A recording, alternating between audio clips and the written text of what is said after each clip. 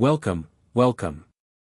You're here at No Harry. Today we present to you, what if ancient Peverell ring activated when Harry turned 10 and made him master of death immediately. Like and subscribe if you want more awesome stories. Sit back, relax, and enjoy.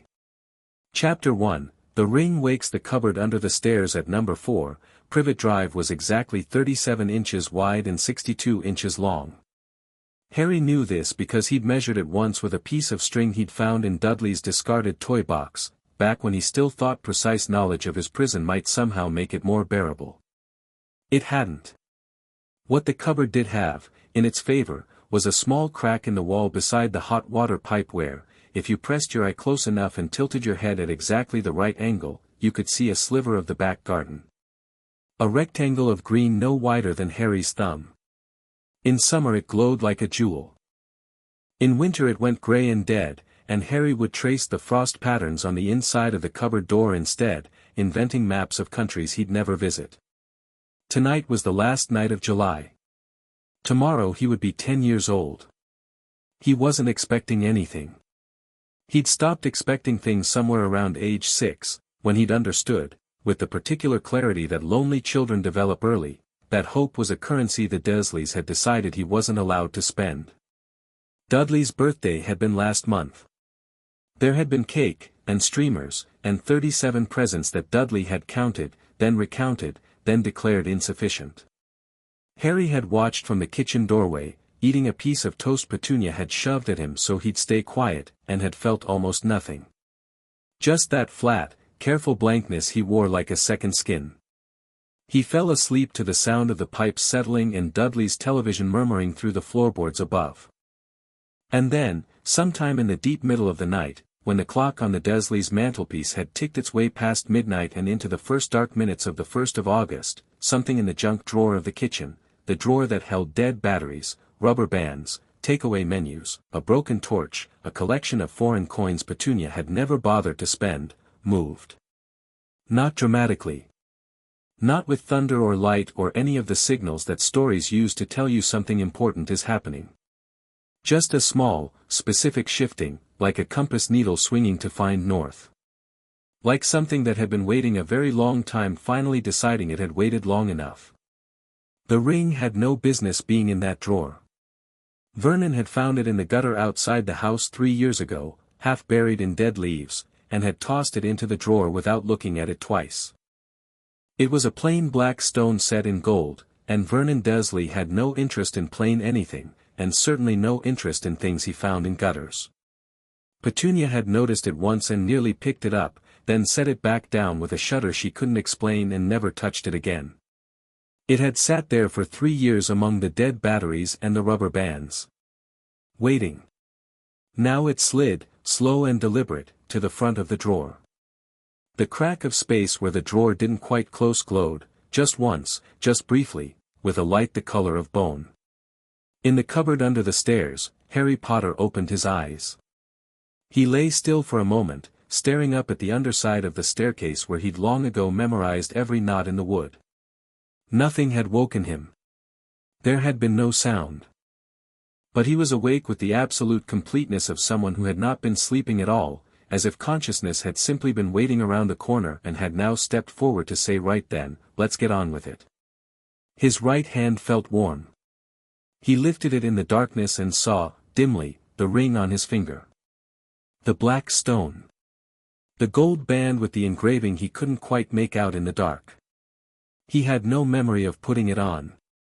He was certain he'd never touched it. The junk drawer was in the kitchen and he wasn't supposed to go into the kitchen after 8, a rule he followed because the alternative was Vernon's belt. He should have been frightened.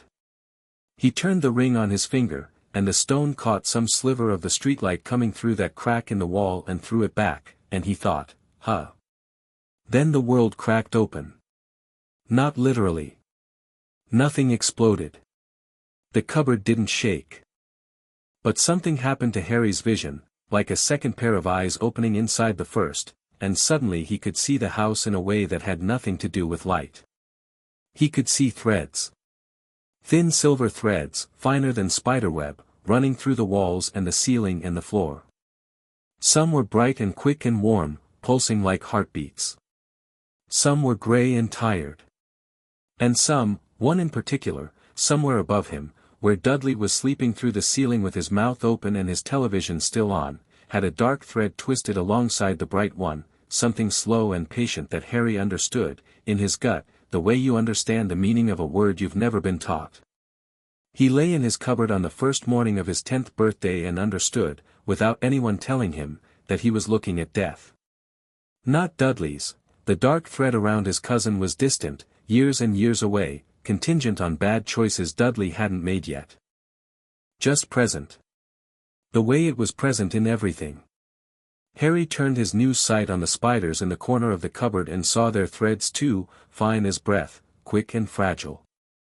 He looked at the wood above him and felt the ghost of what the tree had been, the long slow dying down of something that had once been alive. He wasn't afraid. That was the strangest part. He was 10 years old and he was lying in a cupboard and he'd just discovered he could see death written into every living thing, and he was not afraid. He felt, and this was a word he didn't entirely have yet, but reached for anyway, settled.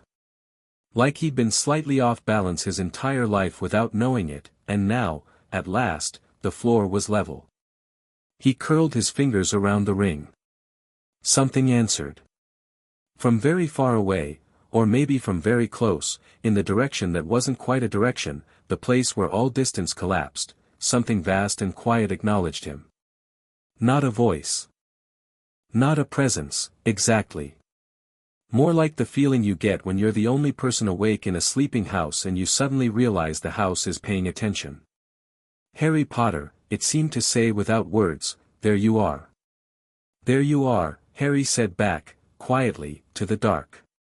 Then he lay still for another minute, thinking.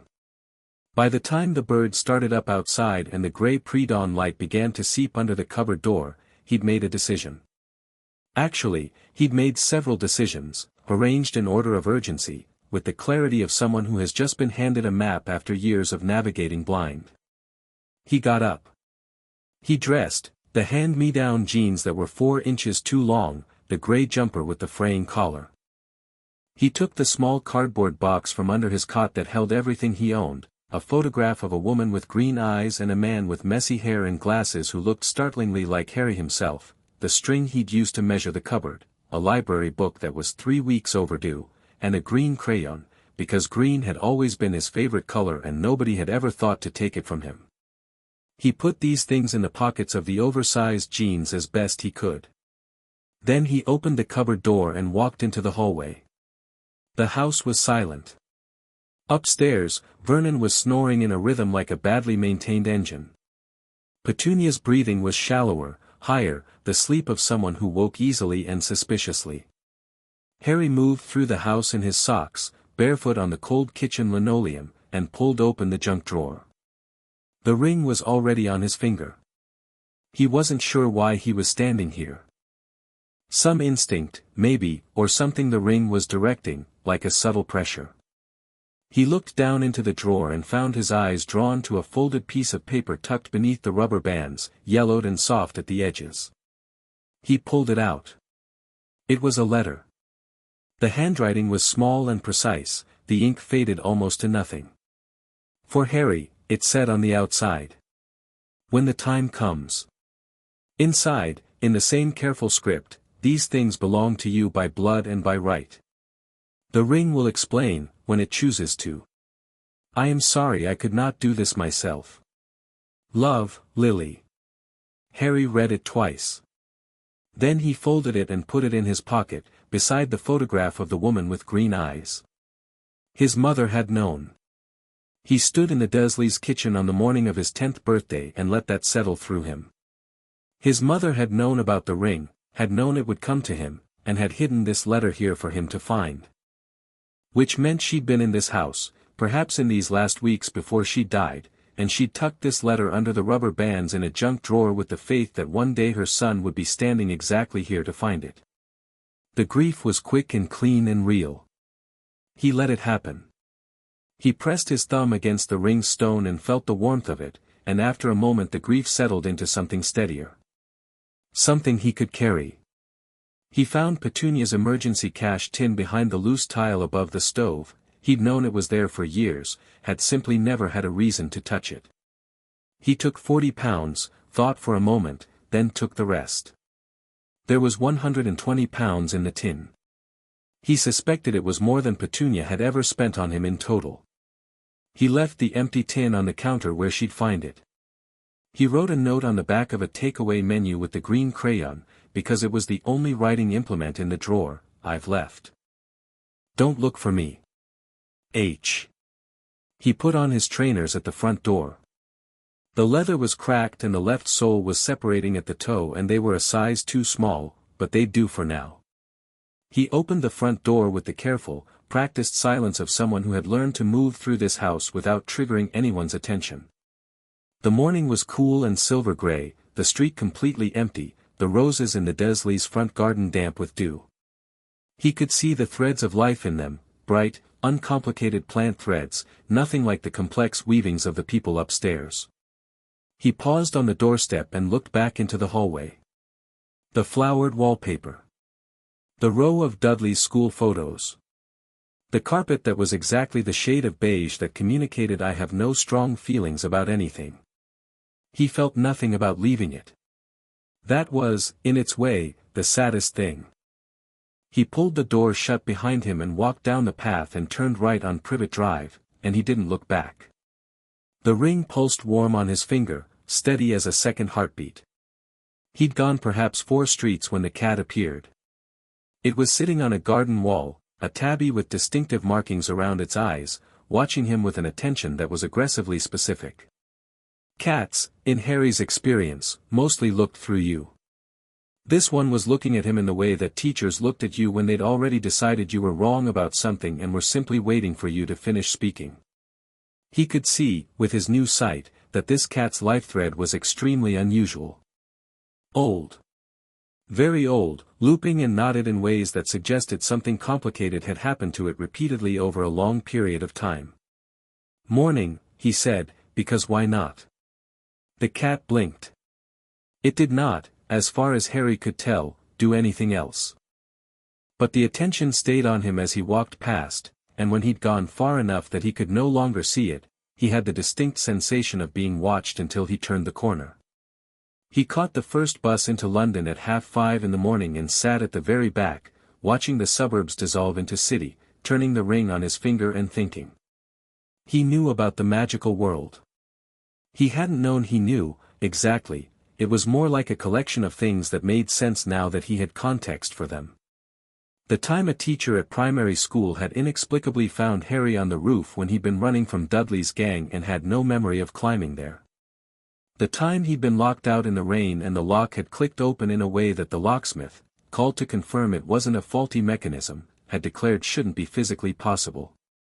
The time Dudley had gotten a new school uniform and Harry had gotten Dudley's old one, and by the next morning it had somehow shrunk itself to fit Harry perfectly, which had resulted in one of Vernon's more spectacular punishments. Magic. He'd done magic without trying, without knowing. And now, with the ring thrumming on his finger and the elder sense his new vision gave him casting the world in silver thread and quiet certainty, he thought, there is much more than that waiting for me.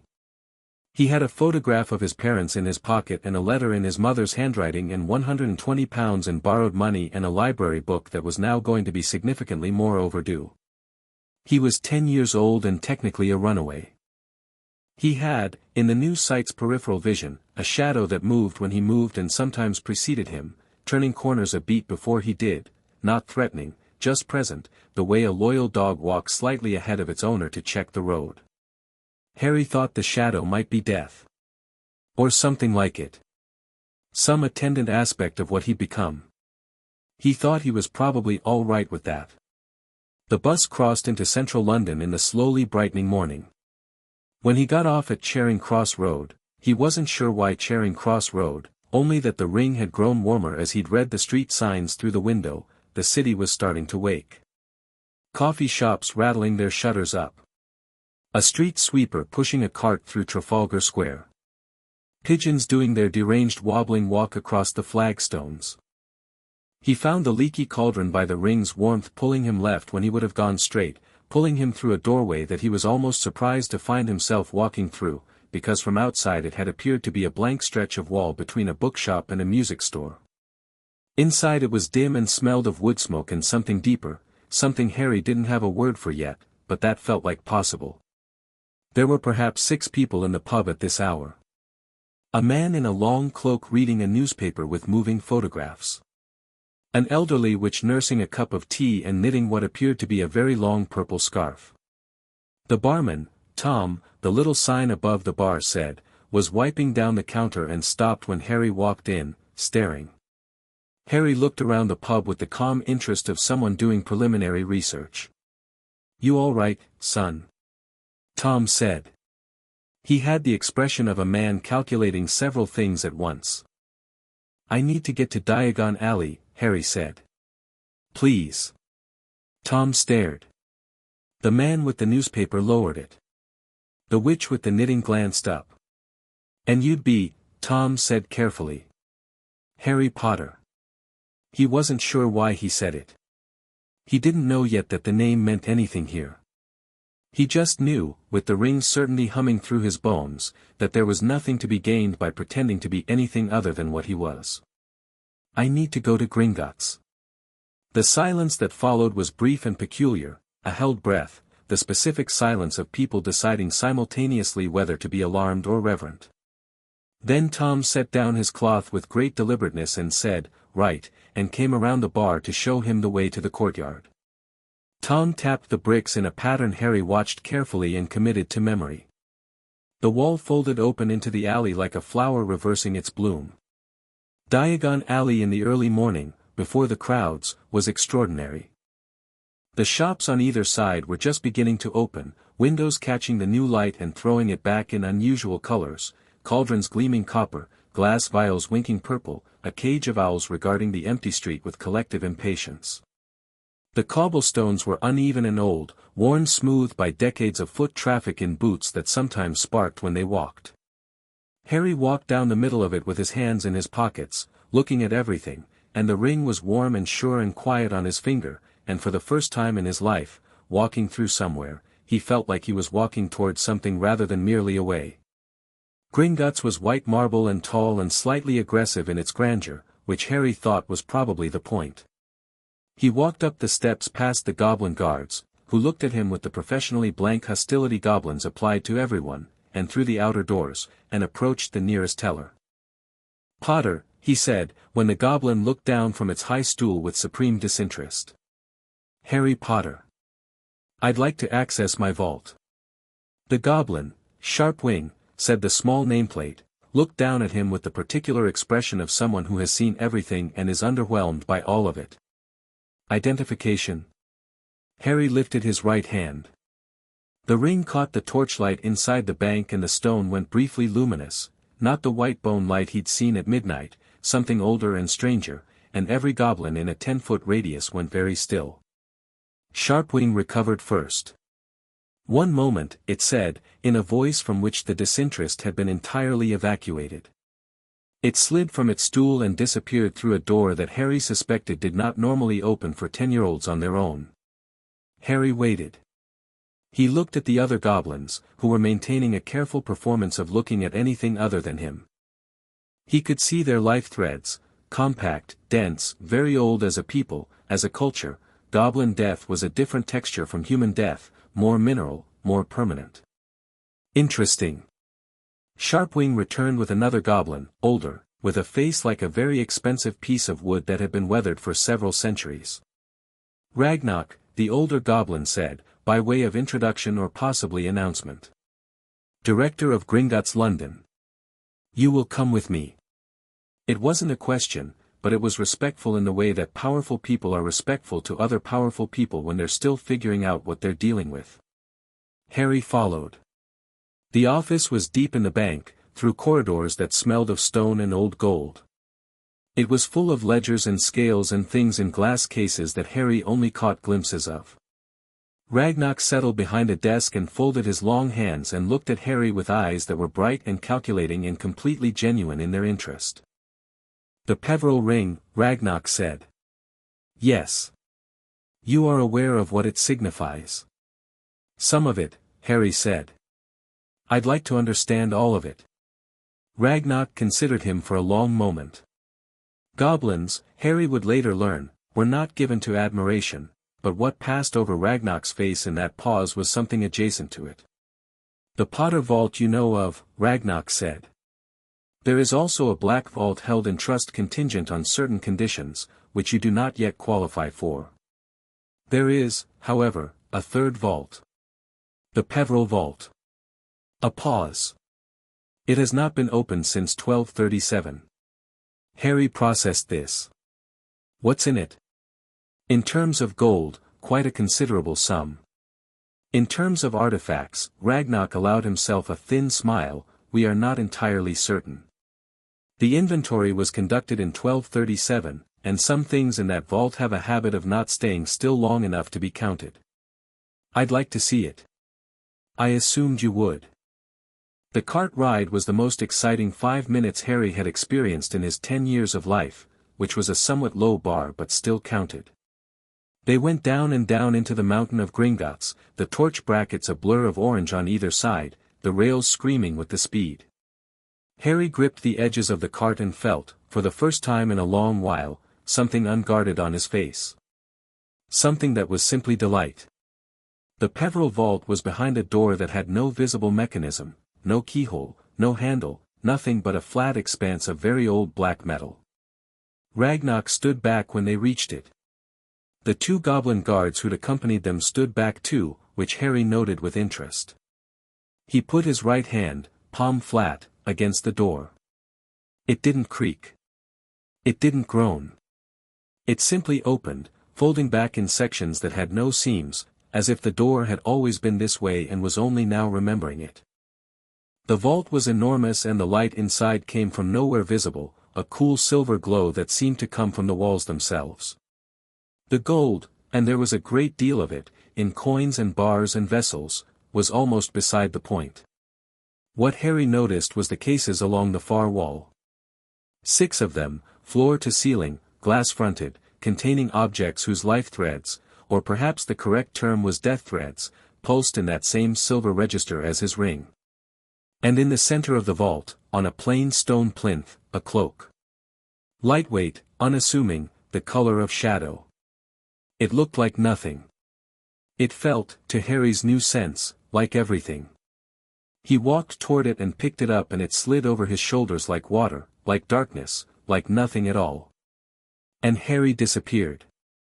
Not from himself, he could still see his hands, could still see the vault. But Ragnar, looking in from the doorway, let out a sound Harry had never expected from a goblin, a short, sharp intake of breath, and said, quietly, in what might have been goblin reverence, the Deathly Hallows. Harry pulled the cloak off and folded it over his arm, and the ring pulsed on his finger, and somewhere in the distance, the non-distance, the place that wasn't quite a direction, something vast and quiet hummed with the low, resonant satisfaction of a chord finally completed. 2 of 3. He knew the third one was out there. He could feel it.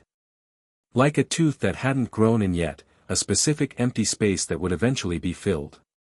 He thought he knew whose hands it was currently in, and he thought he knew what the conversation to retrieve it was going to feel like. He wasn't worried about it. He sat in the Peverell Vault for a while, going through the cases methodically. Books, most of them, in languages he couldn't read yet but somehow partially understood, the ring translated at the edges, offering him fragments of meaning without the full text. Objects whose purposes he could intuit but not fully name.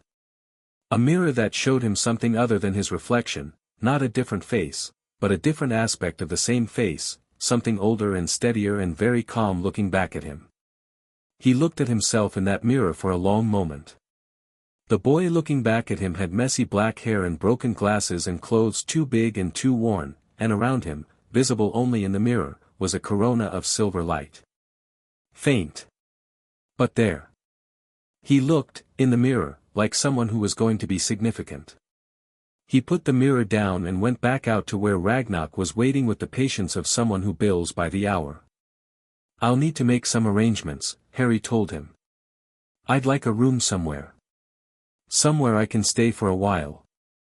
There is accommodation above the leaky cauldron. I know. But I'd prefer somewhere with a bit more privacy. And I'll need books. A lot of books. He paused. And new shoes. He looked down at the cracked trainers. These are embarrassing. Ragnarok looked at him for a moment, and the thin smile returned. Gringotts has certain facilities, the director said, that are available to account holders of sufficient standing. I believe your standing is sufficient. They were back in the corridor now, walking toward the cart. One of the goblin guards was carrying a trunk Harry had packed with the most important things from the vault, the books he needed, a selection of objects he thought he understood, the invisibility cloak folded inside. The rest remained in the vault, waiting. There is one thing, Ragnarok said, pausing before they reached the cart. Harry looked at him. Those who seek power over death, Ragnarok said, carefully, in the tone of a man delivering information he's required to deliver but feels some personal stake in, have attempted to access this vault before. 3 times in the last century. A pause. They were unsuccessful. The vault has certain responses to unauthorized entry. Another pause. I tell you this because the last person to attempt it was approximately 20 years ago. A young man who was very interested in the nature of death and how to circumvent it. He did not access the vault. He did, however, take note of its existence. Harry understood immediately. Voldemort. Ragnarok didn't flinch at the name.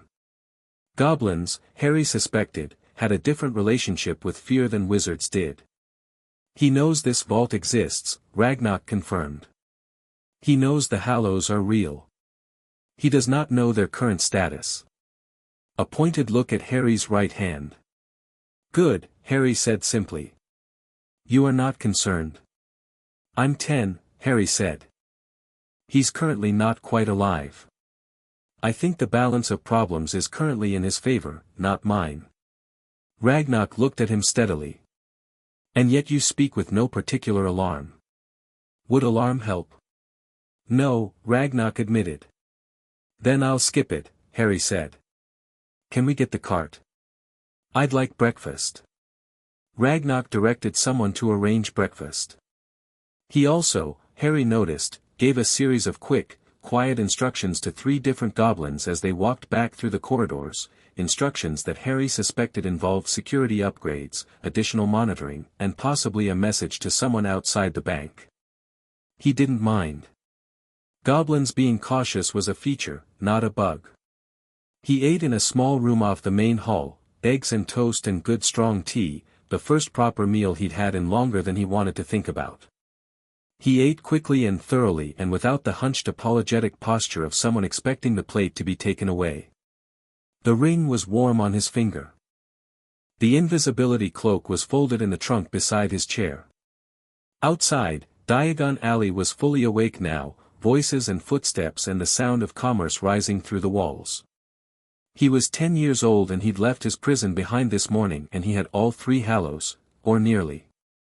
He had his mother's letter in his pocket and his father's face in a photograph and something vast and quiet accompanying him like a shadow that knew where it was going. He still had no wand. Well, he had no wand of his own. The Elder Wand was somewhere in Scotland, in the hands of the most powerful wizard alive, who was also the man who had been keeping Harry at the Dursleys for a decade and had never once checked whether he was all right. Harry thought about Albus Dumbledore. He thought about what kind of person leaves a child under the stairs for 10 years, and whether that person was stupid or calculated or simply convinced that their own plan was so important that the cost was acceptable. He thought the answer was probably all 3. He sipped his tea and looked at the moving photograph, his father throwing his arm around his mother laughing and shaking her head, and felt the grief move through him again, clean and true and not something he wanted to bury. Then he set the photograph down on the table beside the ring of his teacup, finished his breakfast, and started making more actions. Request aborted. Write the next chapter now.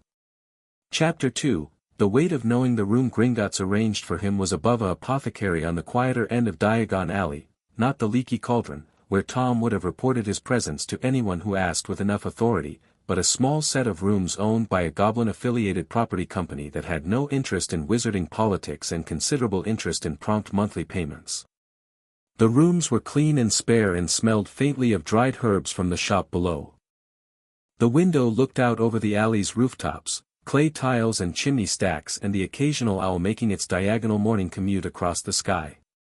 Harry stood at that window on his first morning and watched Diagon Alley wake up properly, and thought about everything he didn't know. The list was long. Not frightening, just long, which was a different thing. He knew he was a wizard. He knew the ring made him something specific and significant within that world. He knew there was a school, he'd seen reference to it in 3 of the books from the Peverell vault already, and the ring seemed to confirm it with a low warm pulse whenever he turned his thoughts in that direction, the way a compass needle confirms north. He knew that a man named Albus Dumbledore was currently in possession of something that was his by right, and that this would need addressing. What he didn't know was the texture of the magical world. Its social architecture, its history, the names and natures of the things that could hurt you if you didn't respect them. He knew instinctively about death, he could see it, could feel its weight and presence in everything living, but knowing death was different from knowing defense against the dark arts, which was apparently a subject at the school and which suggested the dark arts needed defending against and that the defending was not simple. He bought books. This was his primary activity for the first week. He went to Flourish and Blots with a Gringotts card Ragnarok had pressed into his hand with the particular satisfaction of a goblin completing a neat transaction, and he walked the shelves slowly and chose with care. Not the children's introductions, not a beginner's guide to this or so you've just discovered magic, have you? The intermediate texts. The histories. The theory. A complete set of Hogwarts-level textbooks across all subjects, because he wanted context before he had curriculum. 2 books on wand lore that would have been more useful if he had a wand, but which told him useful things about the Elder Wand specifically, things that confirmed what he already half knew from the ring's knowledge, information that seeped into him at the edges like the translated fragments from the vault books. He also found, wedged between a volume on transfiguration theory and an obsolete potions compendium, a book with a dark cover and small print titled The Hallows, Legend, History, and Misattribution by a Bathilda Bagshot who had also, he noted, written a history of magic. He bought both. He read the way he'd always read, fast and total, curled in the window seat with his knees drawn up and the book propped against them, eating whatever he'd picked up from the alley's food stalls without looking at it, turning pages with the automatic efficiency of someone for whom reading had always been less a hobby and more an escape. Except now it wasn't escape. It was intelligence gathering. It was learning the rules of the world he was going to live in. By the end of the first week, he knew enough to know he needed to know much more. And he knew that what he needed most was not in the magical world's books. He needed someone to talk to. This was not a need he had much practice identifying. On Privet Drive, conversation with humans had functioned primarily as a threat assessment system, monitoring what the Dursleys wanted so he could get out of the way of their wanting it. He had no template for the thing people described when they talked about friendship, the back and forth of 2 minds genuinely interested in each other's thoughts. He'd seen it from outside, the way you see something through a window, understanding the shape but not the warmth. But he was aware enough of himself to know that thinking alone had limits. That some understanding only came from friction with another mind.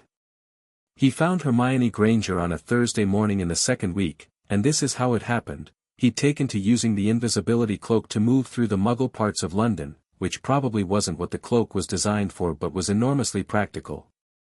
He could walk through Charing Cross Road under it and browse the second-hand bookshops without anyone reacting to his age or his second-hand clothes or the slight strangeness that he'd been told by more than one Diagon Alley shopkeeper seemed to emanate from him now. Something about his eyes, one which had said, apologetically, as if she knew she was being odd. Something about the way he looked at things. He'd gotten used to it. He folded the cloak into his bag when he went into the Muggle bookshops because he'd learned that disappearing inside a shop caused more consternation than a slightly strange-eyed 10-year-old. He was in a shop called Chapter and Verse on Museum Street, a narrow, agreeable place with too many books and not enough shelves, which meant the overflow was stacked on the floor in towers that you navigated by memory, when he heard the argument. Or rather the monologue, since only one voice was speaking. It was coming from the history section in the back, behind a tottering column of biographies, and it belonged to a girl who sounded approximately his age and significantly more impassioned than the situation seemed to call for. Completely wrong, which isn't the author's fault because she didn't have access to the Glastonbury findings when she wrote it, but whoever added the updated bibliography should have flagged the discrepancy instead of just, ugh. Harry came around the biography column and found a girl sitting cross-legged on the floor between two shelves with 3 books open across her lap and a 4th in her hands, talking at none of them in particular. She had a lot of brown hair and a formidable quantity of opinions, and she was wearing a jumper with a small embroidered cat on the pocket that seemed, in context, perfect. She looked up when his shadow fell across her. He expected the usual evaluation: too small, too scruffy, clearly not interesting.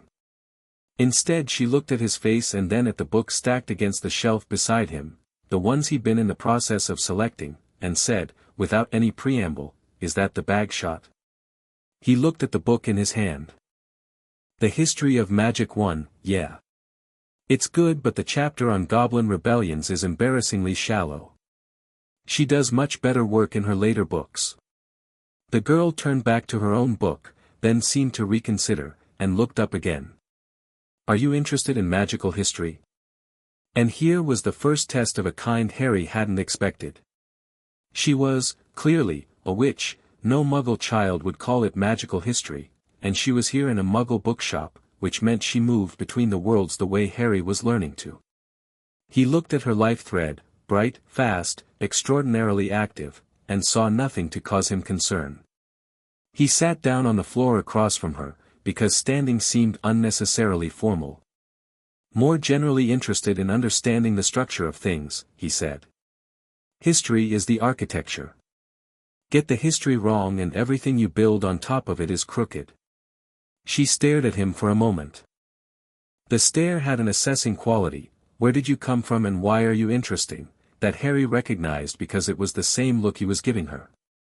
"That's exactly right," she said, in the tone of someone slightly indignant about being agreed with by a stranger. "I've been trying to explain that to my parents for years and they just say I read too much." "Do you?"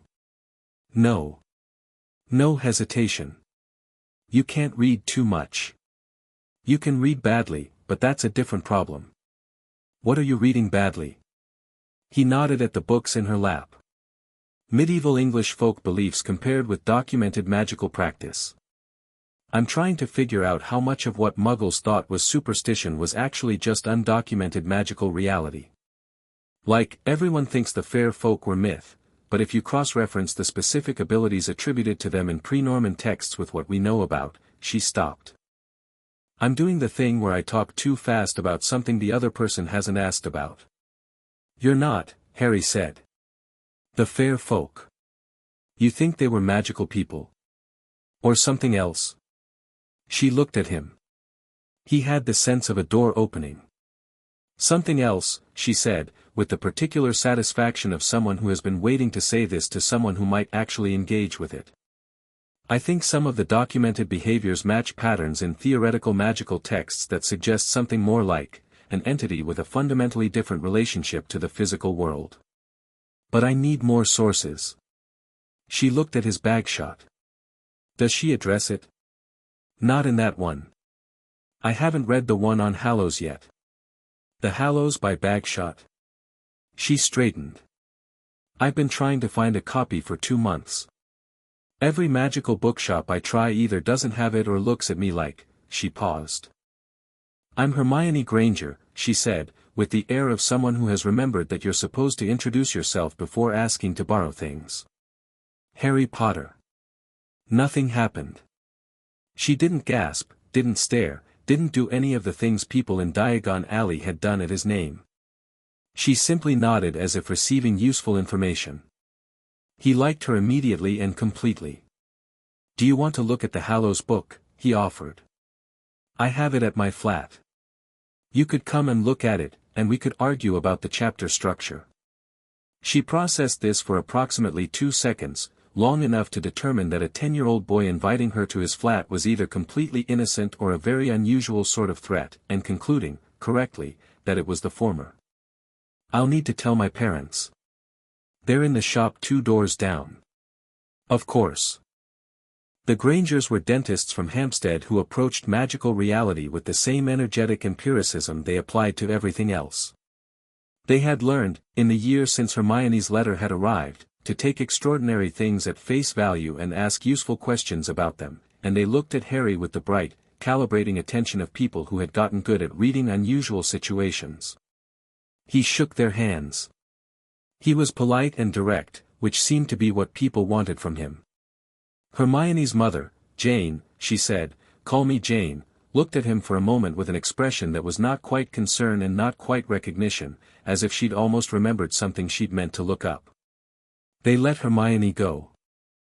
Harry walked with her through the morning streets of London, and she talked about the medieval magical texts and he contributed the fragments of translated Peverell vault knowledge that applied, and by the time they reached the apothecary and he led her up the back stairs to his rooms, they were mid-argument about the reliability of oral magical traditions versus documented practice, and neither of them had noticed they'd been walking for 20 minutes. He made tea on the small hob in the corner, a skill he developed out of survival on Privet Drive, and she sat at the table he used as a desk and looked at his books, and he watched her face do the thing that people's faces do when they find themselves exactly where they want to be. The particular loosening. The homecoming.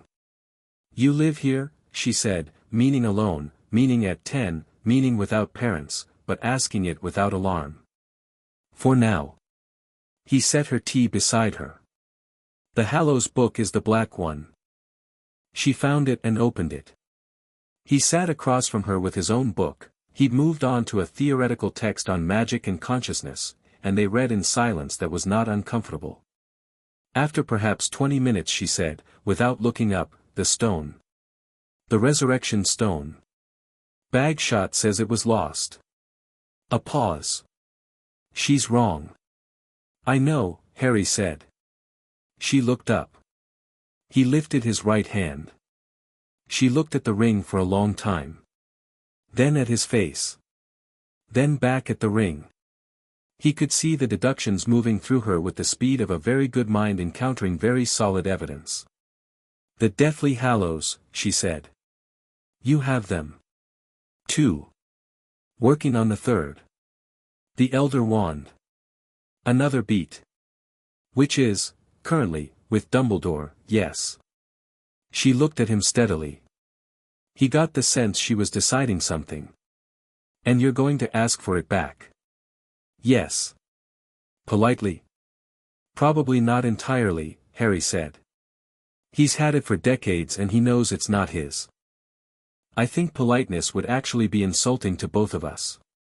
She was quiet for a moment. He could see her working through the implications, all of them, cascading outward, because Hermione Granger's mind did not stop at the immediate problem when the systemic problem was visible. "The Master of Death," she said finally. "That's what the ring means. All 3 Hallows." "Yes. And that's," she stopped. "How do you feel? I mean, the ability, can you see things?" "The books suggest the Master of Death would have an altered perception of, I can see death," Harry said. "In everything living. Like threads." He paused, then decided she would take this better than most. "I can see yours." She went still. "What does it look like?" "Bright," he said honestly. "Very fast. Very far away, the dark part. And complicated, lots of branching, lots of choice points. You're going to make a lot of decisions that matter." She absorbed this. He could see the part of her that wanted to be frightened being systematically overridden by the part that wanted to understand.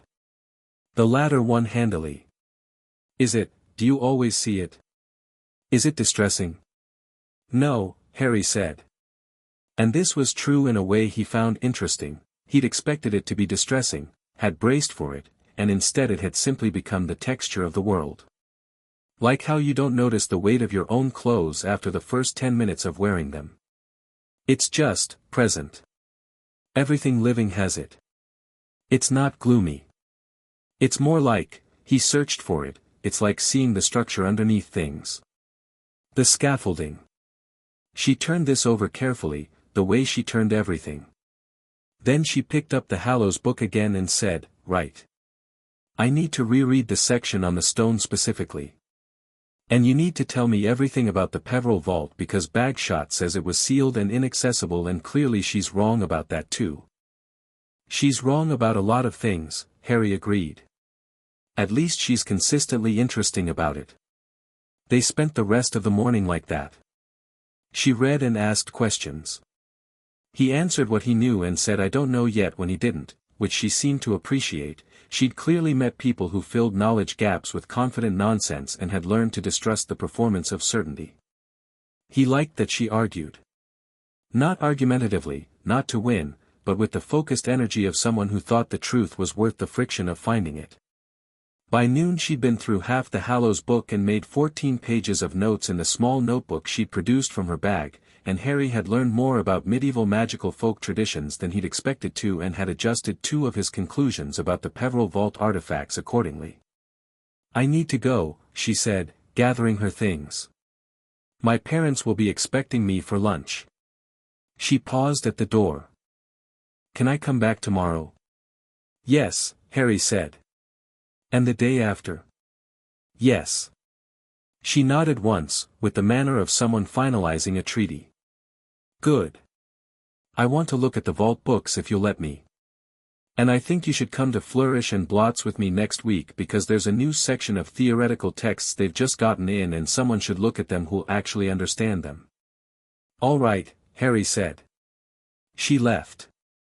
Harry listened to her footsteps on the stairs, quick and certain, and felt the shape of the morning settling into something he hadn't known he was missing. She came back the next day, and the day after that. Over the following 3 weeks, they built something that functioned like a research partnership and felt like friendship, which Harry suspected were not mutually exclusive. She brought books from her parents' house. She had an extraordinary private library for a 10-year-old, assembled with the focus of someone who treated knowledge as protection. He showed her the vault books carefully, the translated fragments, and watched her face when she encountered something that reconfigured her understanding of the magical world's history. The pure pleasure of her discovery was something to see. She told him about her year, the year since the Hogwarts letter, navigating a magical world that hadn't been designed to explain itself to Muggleborns, learning everything twice because she hadn't grown up with half of it as assumed knowledge. The frustrations of it, the way some purebloods looked at her, not with open hostility but with the particular quality of dismissal that comes from people who've decided you belong in a category marked not quite. The way some teachers at her current school had begun to seem, in retrospect, slightly frightened of her. He told her about Privet Drive. Not everything, not yet, not the details, but the broad shape of it, the cupboard and the cousin and the long decade of being invisible inside a house full of people. She listened with an expression he identified as barely controlled fury held down by determined focus, and when he finished she said, That's not acceptable, Harry," with the specific flatness of someone who is being very careful about their word choice. "No," he agreed. "It wasn't. And Dumbledore put you there." "He did. With full knowledge of what those people were like." "I think so, yes." She was quiet for a moment. "Then the conversation about the Elder Wand is going to be very interesting," she said, and turned back to her book with a precision that suggested she was putting several things she wanted to say somewhere safe for later. It was during the 3rd week that Harry felt it for the first time, the pull. Not the ring's warmth, which was constant, but something sharper. A direction. Like a compass needle swinging hard to north. He was sitting in the window seat doing nothing in particular, watching a starling on the rooftop opposite, when it happened. The pull came from the northwest, definite, specific, geographical, and the ring on his finger went abruptly from warm to hot, and the shadow that lived at the edge of his vision shifted forward, more present than usual. The Elder Wand.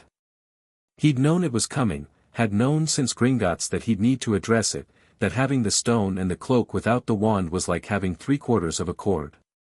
But knowing and feeling were different things, and the feeling was urgent. Not because the wand was in danger, but because something about the convergence was incomplete in a way that the ring kept registering as necessary. As pressing. Hermione was at the table with an atlas of magical Britain and a quill. "Scotland," Harry said. She looked up. "He's in Scotland." "Hogwarts." He paused. "Or near it." She looked at the atlas, then at him. "The summer location for the Hogwarts headmaster, there's a passage here that says the school maintains a summer staff presence. Dumbledore's been headmaster for, let me find it, pages turning, since 1956. He'd be there. Or at his brother's in Godric's Hollow, which is, another page, actually also Scotland, broadly. I need to go to Scotland." She closed the atlas. "When?" "Soon." He looked at her. "I'm going alone." She opened her mouth. "This conversation is specifically between me and Dumbledore," he said. "It needs to be. If anyone else is there it gives him an audience to perform for, and he will, he's that kind of person. He needs to understand that I know what he's done, and that it only lands if it's just us." She closed her mouth. The expression she made was the particular one of someone who disagrees but can't fault the logic. "Fine," she said. "But I want a full account. Everything. Deal." She also made him take her notebook with Dumbledore's documented history written in it. She'd spent 2 days compiling it from every source she could find, which he thought was somewhat more sentimental than functional, but took anyway because refusing it would have been unkind. The train to Inverness left from King's Cross the following Monday morning. Harry sat in an empty compartment with the invisibility cloak over his lap and the Hallows book open in front of him, reading the same passage he'd read 4 times already, Bagshot's account of the Elder Wand's history, its movements through the wizarding world's most violent centuries, the trail of bodies it left behind every time it changed hands. Every master defeated by the next. Every supposed owner killed. Except the one it had chosen to stop with. The one who had won it not from combat but from, and Bagshot was vague here, which Harry suspected was because she didn't entirely know, from something more nuanced. Dumbledore had beaten Grindelwald. Not just beaten, broken. Something about that confrontation had ended not with a body but with Grindelwald in a prison, alive, and the wand in Dumbledore's possession. Harry thought about that. It was interesting. It suggested that the wand's logic wasn't simply kill the current master. It was more responsive than that. It paid attention to the quality of the defeat. He got off the train at Inverness in the early afternoon, and the ring's pull was strong enough now to be almost physical, a lean toward northwest, a gradient of urgency. He took a local bus to the edge of the village of Hogsmeade, which appeared on no Muggle map but which he found by following the warmth of the ring and the shadow that preceded him, and he walked the last mile on a road that narrowed to a track that narrowed to a path through heather until he was standing on a rise looking down at the school. Hogwarts was extraordinary. He'd read descriptions of it. The books had called it imposing and magnificent and the finest example of medieval magical architecture in Britain, and all of those things were true and also inadequate. It rose from the edge of the loch in the late afternoon light with the calm presence of something that had been here before the idea of describing it had existed, towers and turrets and the movement of light in windows that might or might not contain people. The lake was dark and still. The mountains behind the castle caught the last of the sun on their upper slopes. Harry stood on the rise and felt the school looking back at him the way the Dursleys' house had never looked back at him. "I know what you are," the castle seemed to say, in the language of old stone and deep magic. "I've been waiting." He walked down. The gates were locked, great iron things with winged boar heads and the kind of presence that suggested don't, but they opened before he reached them, swinging wide with no visible cause, and he walked through them without pausing. The grounds were empty, the school between its terms, and the quiet was the specific quality of a place that is resting rather than abandoned. He could see the groundskeeper's hut on the far side, smoke from its chimney. The front doors opened for him too. He walked through the entrance hall, where his footsteps on the stone made sounds that the ceiling caught and gave back to him slightly altered, the resonance of the place absorbing his presence, cataloguing it. He passed a suit of armor that turned its empty visor toward him as he walked by and did not turn it back. He went upstairs that had an opinion about where he should go, and he followed the opinion because it seemed sound. Dumbledore was in his office. Harry knew this before he reached the door. The ring told him, or the shadow did, some attendant knowledge of the person on the other side. He also knew, with the same certainty, that Dumbledore knew someone was coming. Had known since Harry crossed the threshold. Possibly earlier. The gargoyle outside the office was awake. "Password," it said. "I don't have a password," Harry said. "Tell him it's Harry Potter." The gargoyle stared at him. Then, without another word, it stepped aside. The spiral staircase moved him upward with the smooth inevitability of a fairground ride that had decided where you were going regardless of input. The office door opened before he touched it. Albus Dumbledore was sitting behind a desk that was comfortably buried in papers and instruments and small whirring devices whose purposes were unclear. He was ancient-looking, the portraits on the walls of Diagon Alley and the newspaper photographs had suggested old, but standing in the actual room with him, Harry felt the full weight of the age on the man. Not decrepit, he sat straight, he held himself with the authority of someone who had been the most powerful person in most rooms for most of his life, but old. The beard, the half-moon glasses, the eyes that were very blue and very attentive and were currently doing to Harry the same calibrating thing the Grangers had done, but with considerably more information to work with. "Harry," Dumbledore said. His voice was warm and unhurried. "Sit down." Harry sat. He looked around the office, the sleeping portraits, the familiar whirring instruments, the pensieve covered with a cloth in the corner, the long shelf of tomes, and there, in a glass case on the wall behind the desk, a long, pale wand that sang to the ring on Harry's finger with a frequency he felt in his teeth. He looked at it for a moment. Then back at Dumbledore. "You knew I was coming," Harry said. "I suspected, since your disappearance from Privet Drive, that you might find your way here eventually." The tone was warm, measured, the voice of someone who is very good at projecting calm into situations that require it. "I had reports from the Leaky Cauldron. From Gringotts." A pause. "I confess I did not expect you this quickly. Why did you put me with the Dursleys?" Harry asked. Directly. No preamble. Something moved in Dumbledore's expression, swift and controlled, there and gone. "Protection," he said. "Your mother's sacrifice created a blood ward." "The safest place, I know about the blood ward," Harry said. "I've read the theory. I also know it requires the intent of family protection to function, and the Dursleys' intent toward me was never protective." He kept his voice even. "You knew what they were like." "I hoped, no," Harry said, not unkindly. "You didn't hope. You calculated. You wanted me isolated and unaware of the magical world until you could introduce it on your terms. You wanted the boy who lived in a cupboard so that he'd be grateful enough and humble enough to be useful." He looked at Dumbledore steadily.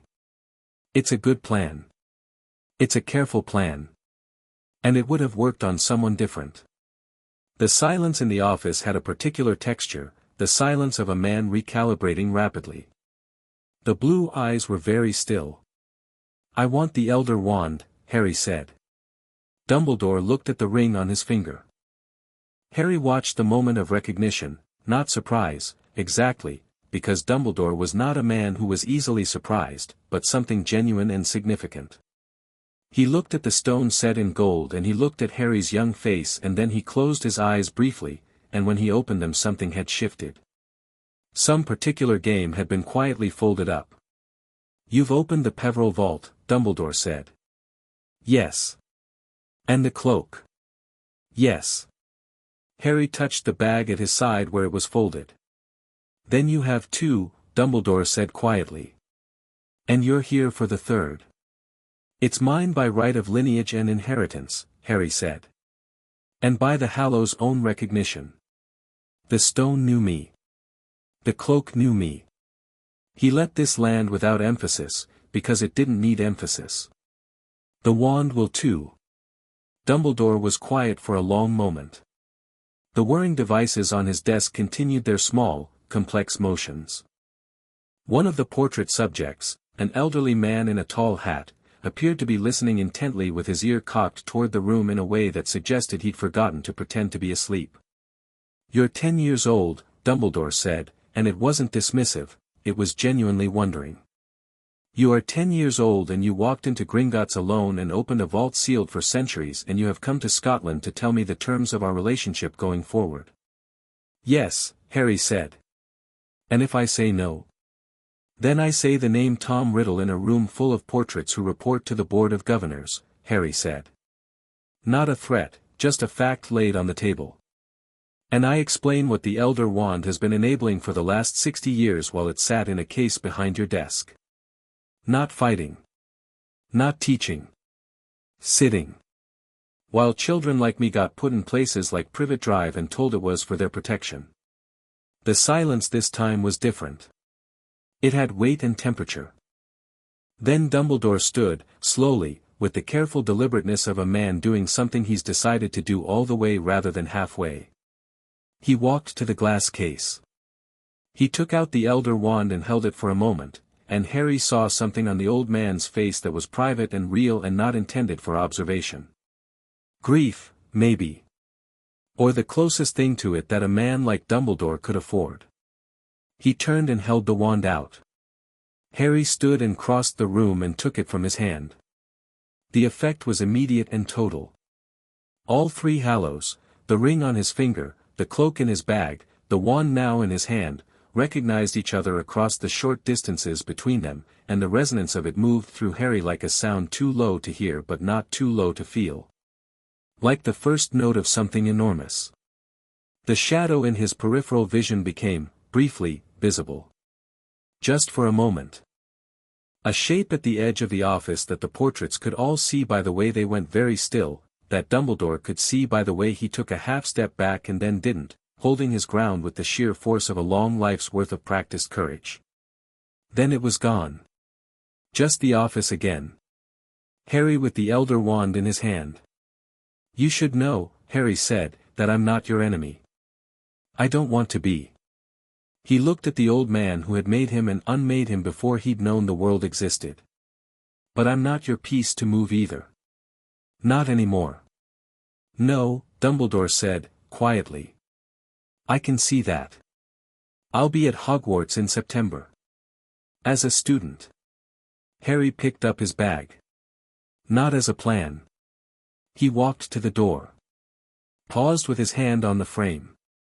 "The Horcruxes," he said, without turning. "He made 6. I know about them. I'll deal with them. A beat. On my terms." He walked out without waiting for a response.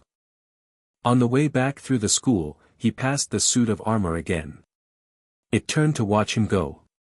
The stairs returned him to the entrance hall with the same smooth inevitability they'd moved him up. The front doors opened. The gates opened. Outside, the mountains had gone dark at their bases and golden at their peaks in the last of the light. The shadow moved ahead of him on the path, turning the corner to Hogsmeade as if it already knew the way.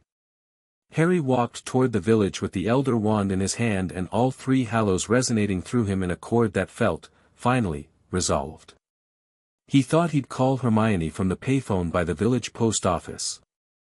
She was going to want every detail. He was right about that. Chapter 3, What the Dead Know. Hermione had questions. This was not surprising. What was surprising was the number of questions, which she delivered in a continuous stream from the moment Harry finished his account of the Hogwarts visit until he physically held up a hand and said, "Hermione. Tea first." She stopped. Considered this. "Fine. But I want to talk about the portrait network." "Tea," Harry said. "Then portraits." She made the tea, which was unusual. She generally sat at the desk and let Harry do it because she was usually mid-thought about something too important to interrupt. The fact that she got up and filled the kettle told him she was genuinely rattled, not by anything frightening but by the sheer density of what had happened. He recognized the feeling.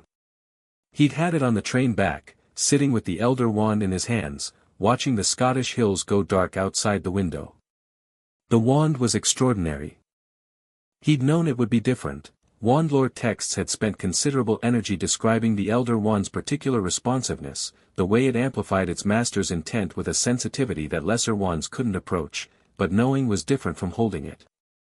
Magic he hadn't consciously attempted kept suggesting itself, hovering at the edge of his intent like a very capable employee waiting for instructions. He'd had to make a deliberate effort to keep it quiet on the train, the wand's eagerness to do something humming through his palm. He'd also noticed, holding it, that he understood more of the death site's architecture than he had before. As if the wand completed a circuit that the stone and cloak had begun. He could see deeper now, not just the threads of individual life and death, but something broader.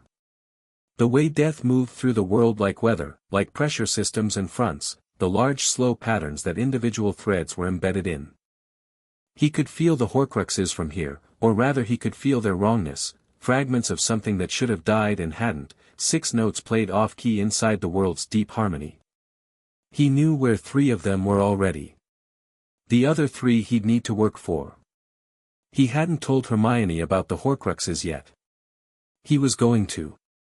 He was simply ordering the conversation carefully because there was a lot in it and he wanted to give each piece its proper weight. The portrait network, she said, sitting down with both cups. Every portrait of every past headmaster reports back to the current headmaster. Which means every conversation you have in a room with a portrait could theoretically reach Dumbledore, yes. He'd already thought about this. It's less concerning than it sounds. He's going to watch me regardless, he's that kind of person and I'm in his school. The portraits just mean he has ears in specific rooms. I'd rather know the mechanism than not. He could use the information. He could. But he's also just had a conversation that substantially revised his understanding of what I am and what I know. I think he'll spend the next 2 months deciding whether I'm an asset or a problem, and until he's decided he won't move against me. And when he decides? Depends what he decides. Harry drank his tea. I think he'll land on asset. He's pragmatic. He doesn't like losing pieces he could use. Hermione was looking at him with the expression she used when she thought he was right but wished he was wrong. That's a very cold way to talk about the headmaster of your school. He put me in a cupboard for 9 years, Harry said. I'm being quite warm, actually. She acknowledged this with a slight shift of expression that was half grimace, half capitulation. Then, the Horcruxes. He told her. He watched her face move through the sequence, initial comprehension, disgust at the mechanism, rapid systemic analysis, fury carefully banked, and finally the focused stillness of someone turning a problem over to find the load-bearing side. It took perhaps 30 seconds total and he could track every stage clearly. 6, she said. 6.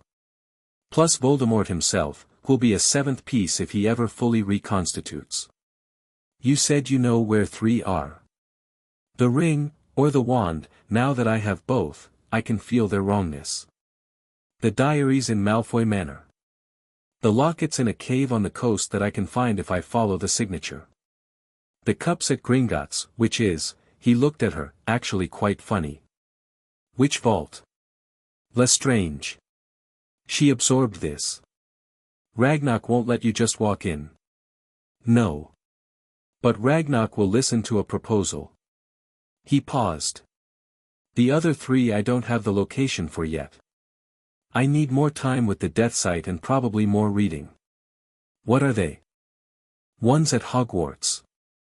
I can feel that much, something's been sleeping in the school for decades. He thought about Hogwarts looking at him from the rise, the way it had said I know what you are. Maybe it had also been saying and I know what else is in me. One I think is a snake, which means it doesn't exist yet, it'll be made when Voldemort's strong enough to anchor a piece of himself in something living. And the last one, he stopped. Hermione waited. The last one I need to verify, he said. I have a theory and I don't like it. She looked at him carefully. Harry. I'll tell you when I'm sure. She considered pushing. He could see the consideration. She didn't like incomplete information, found it physically uncomfortable, like a splinter, and he watched her choose, deliberately, to let it rest. This was a new development. 3 weeks ago she'd have pushed. "All right," she said. "What's the plan for the diary?" "Malfoy Manor is the problem. I can't just walk in. Lucius Malfoy is careful and well-connected and the manor's warded extensively. But the diary isn't staying at the manor. Voldemort put it there because he intended it to be used. It's a weapon, not a keepsake. Malfoy will deploy it at some point. At school, Hermione said, because she was very fast when the information was all available. He'll deploy it through his son. Draco Malfoy starting Hogwarts in September too. Yes. And then it goes into the school and, she stopped. Thought. A student finds it. Uses it. The basilisk. Harry nodded. He'd done the calculations from the historical record of Hogwarts incidents. There had been an unexplained closure of the Chamber of Secrets 50 years ago, students petrified, one death narrowly avoided. The pieces fit. Chamber of Secrets, he said. Salazar Slytherin's little gift to future generations. There's a basilisk in the plumbing. Hermione looked at the table for a moment. Right, she said. Well. That's not ideal. No. He turned the Elder Wand over in his hands. He'd taken to doing this absently, the way other people clicked pens. But it's manageable. If the diary never reaches a student, the basilisk sleeps. The diary's the ignition. So we need to intercept it. I need to intercept it. And I need to do it in a way that doesn't expose how much I know, because the moment Voldemort finds out that someone is systematically destroying his Horcruxes, he paused. Well. He'll panic, which for Voldemort looks like violence. Right. She was writing now, the notebook open, her handwriting flowing in the fast compressed script she used when ideas were coming faster than she could slow them down. And the locket? That one I can do before school. I know roughly where the cave is, I can feel the signature from here, it's southeast, coastal, somewhere in the Jurassic Coast range of the south coast. He looked at the ring.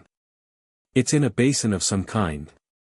Trapped behind a potion, I think, the wrongness of it is layered. You can't go alone. I'll be fine. That's not the same as not going alone. She looked up from the notebook. Harry. A trapped Horcrux on the south coast, alone, at 10 years old. I understand that you have all 3 Hallows and a fairly unnerving relationship with death, but, you're right, he said. She blinked. She'd prepared for more argument. You're right, he said again. Not because I couldn't manage it alone, but because having backup is just better strategy. You're not coming, she opened her mouth, because the potion in the basin will likely require a magical price and I'm not paying that with you. I'll ask Ragnarok. Goblins have their own relationship with dark artifacts and he'll understand the mechanism. Probably has opinions about a Horcrux sitting in a Lestrange vault too. She closed her mouth. Decided, apparently, that this was reasonable. Fine.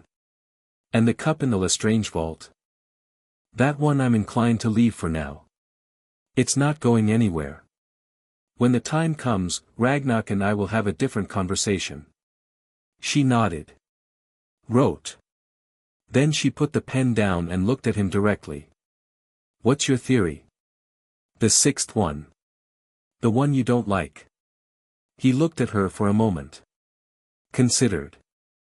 The thing he'd been turning over in the back of his mind since the train, since the wand had amplified the death sight enough to let him feel the shape of things more clearly. The wrongness he'd felt not in a location outside himself but, me, he said. The room was very quiet.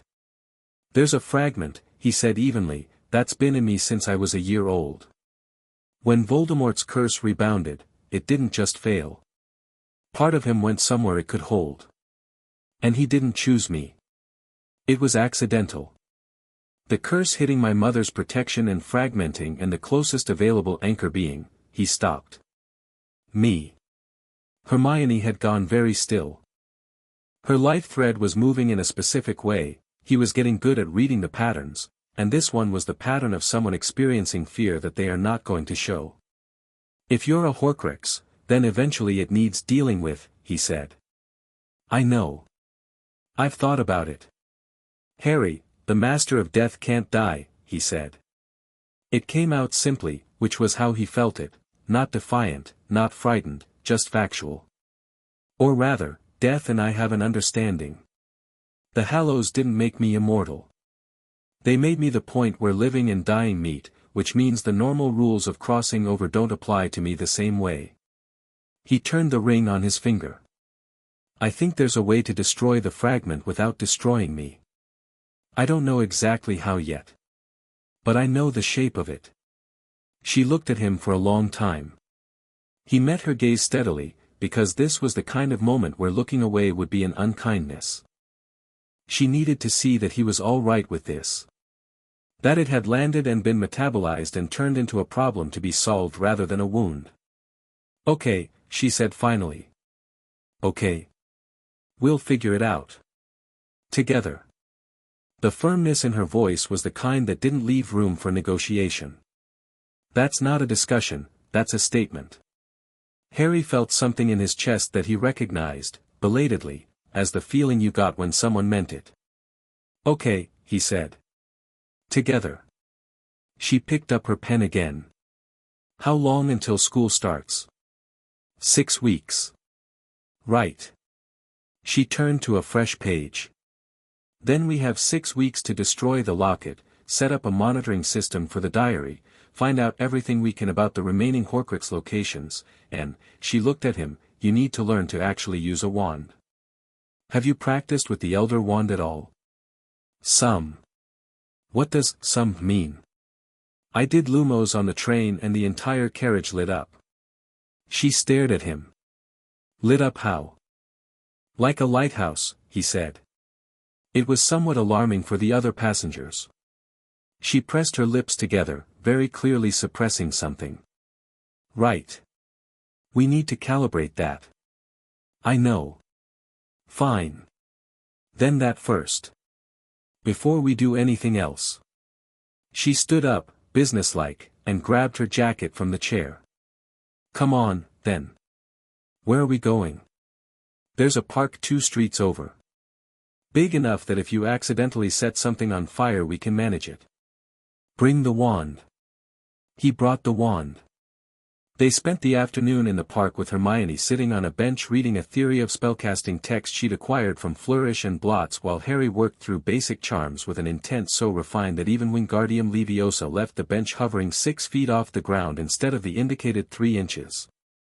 He worked down the power until he found the register where the wand would perform at expected levels, which felt, to him, like consciously underplaying, like speaking quietly when your natural volume was too much for the room. He could do it. It was a good skill to have. There were contexts in which being obviously formidable was useful, and contexts in which it would just be loud. Better, Hermione said, without looking up from her book, as the bench settled back to its proper altitude for the 4th consecutive attempt. Don't think about what the wand can do. Think about what the spell should do. Make the wand come down to the task. That's good, Harry said. I read it in chapter 3. She turned the page. This was the nature of their dynamic, and he valued it. She gave him information without ceremony and he used it without performance, and neither of them needed the transaction to be anything more complicated than it was. He'd grown up watching the Dursleys perform competence for each other constantly, Vernon's loud confidence, Petunia's brittle certainty, and had learned early that people who needed to seem capable were usually managing the fear of not being. He and Hermione were, to each other, already just capable. No performance required.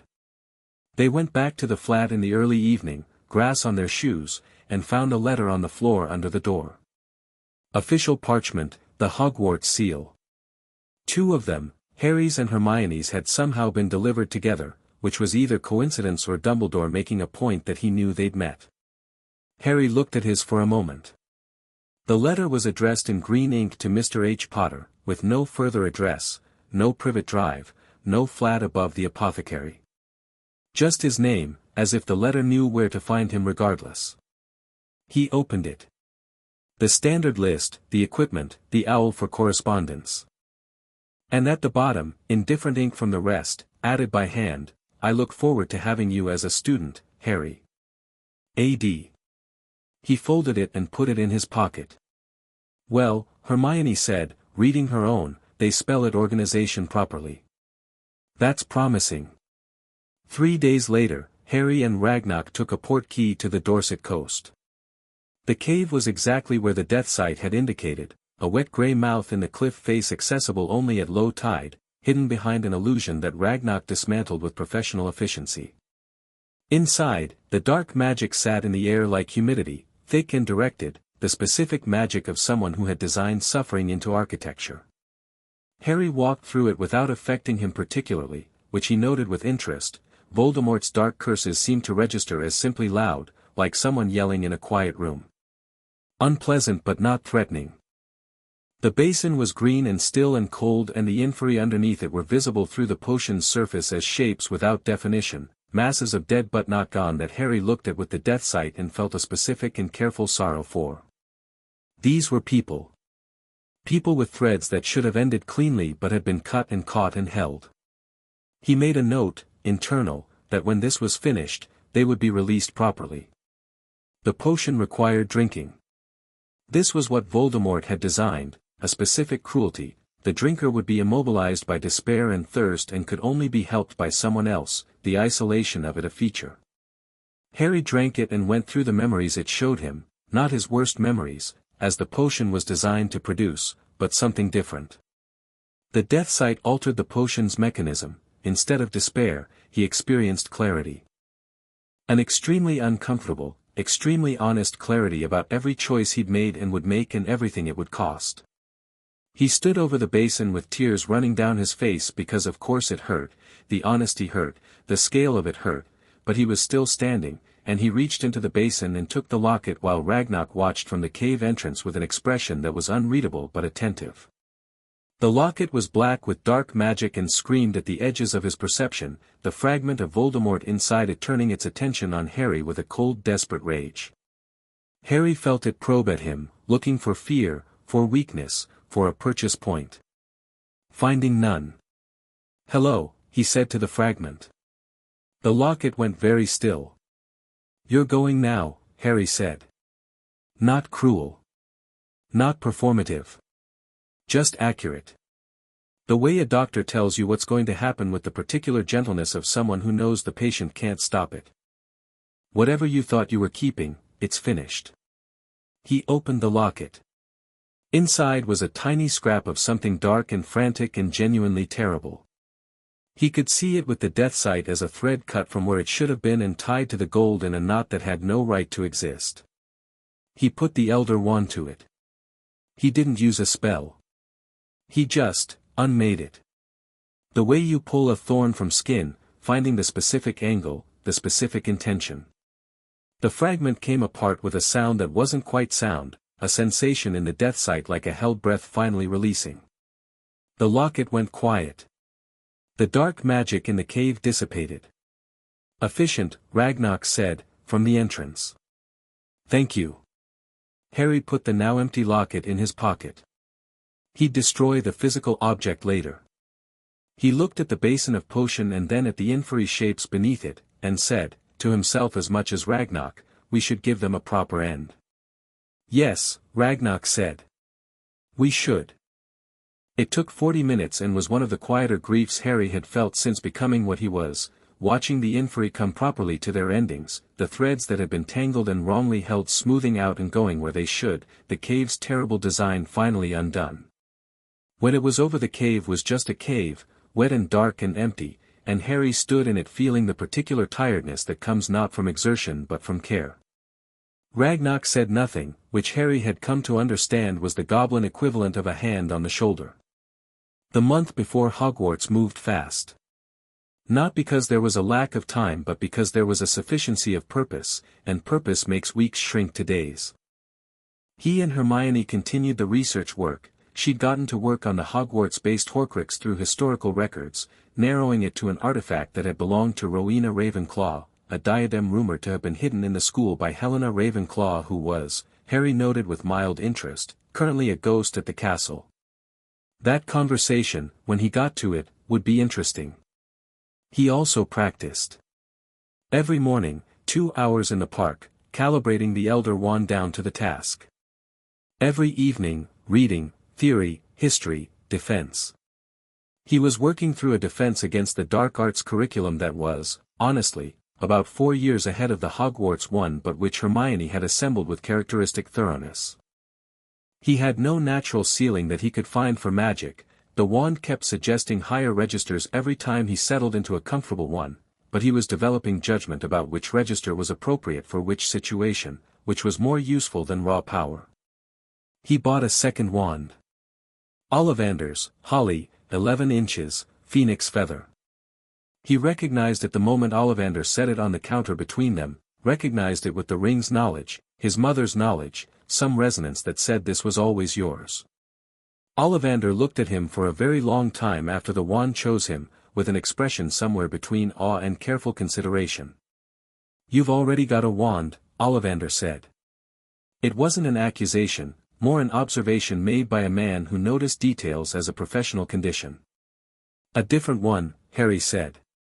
"The holly will serve you well," Ollivander said, after a pause that contained several things he decided not to say. "In ordinary circumstances." Harry pocketed the holly wand. "And in extraordinary ones?"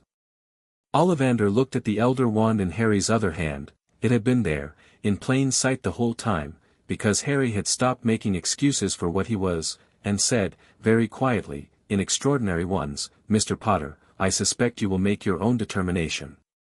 He went to Madame Malkin's for robes, which was where he encountered Draco Malfoy for the first time. The boy was blond and sharp-faced and had the particular quality of someone who had grown up being told he was important by everyone around him.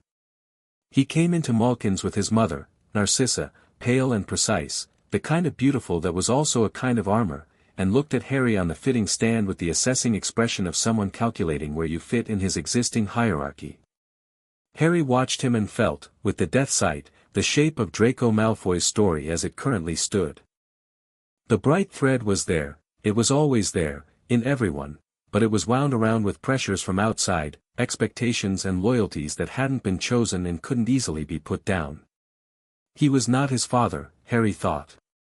Or he could choose not to be. "You're starting Hogwarts?" Draco asked.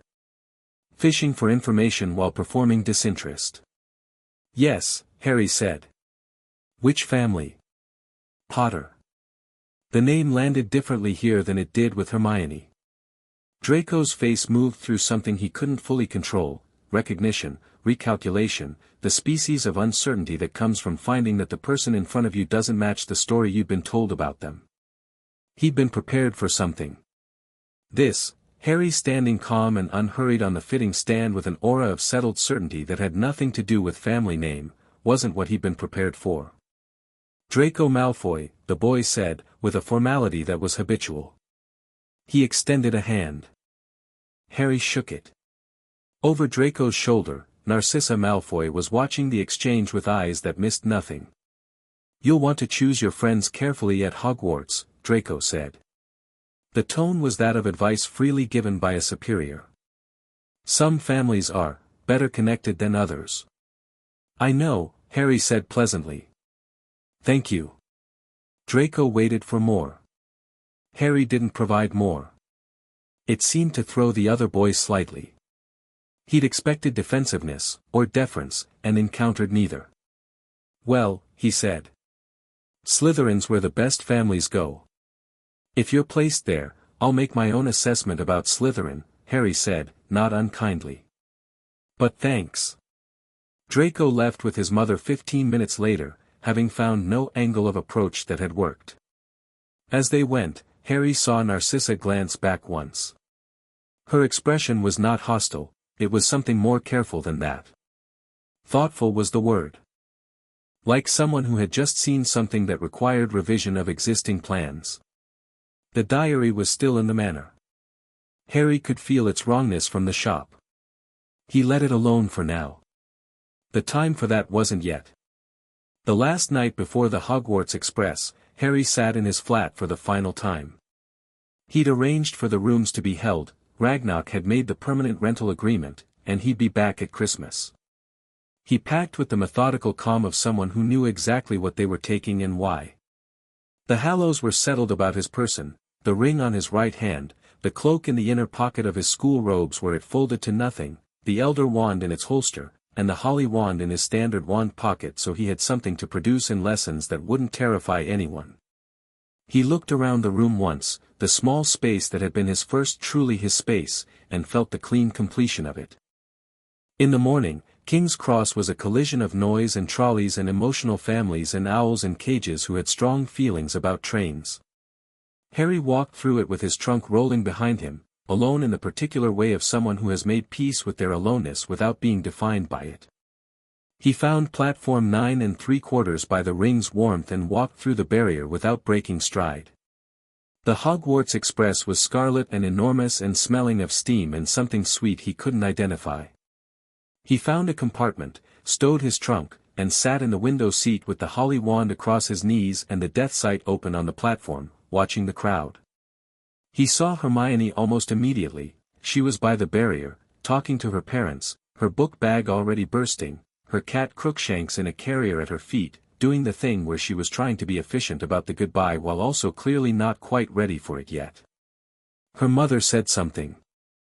Hermione's bright thread flared with warmth and she hugged her and her father, and Harry looked away to give them the privacy of it. He saw the Weasleys come through the barrier in a group, loud, red-haired, the comfortable chaos of a large family that had long ago made peace with its own disorder. A boy his age with a nose he'd borrowed from someone and a spot of ink on his chin looked around the platform with slightly wide eyes, the expression of a youngest brother trying to determine if this was the year things would be different.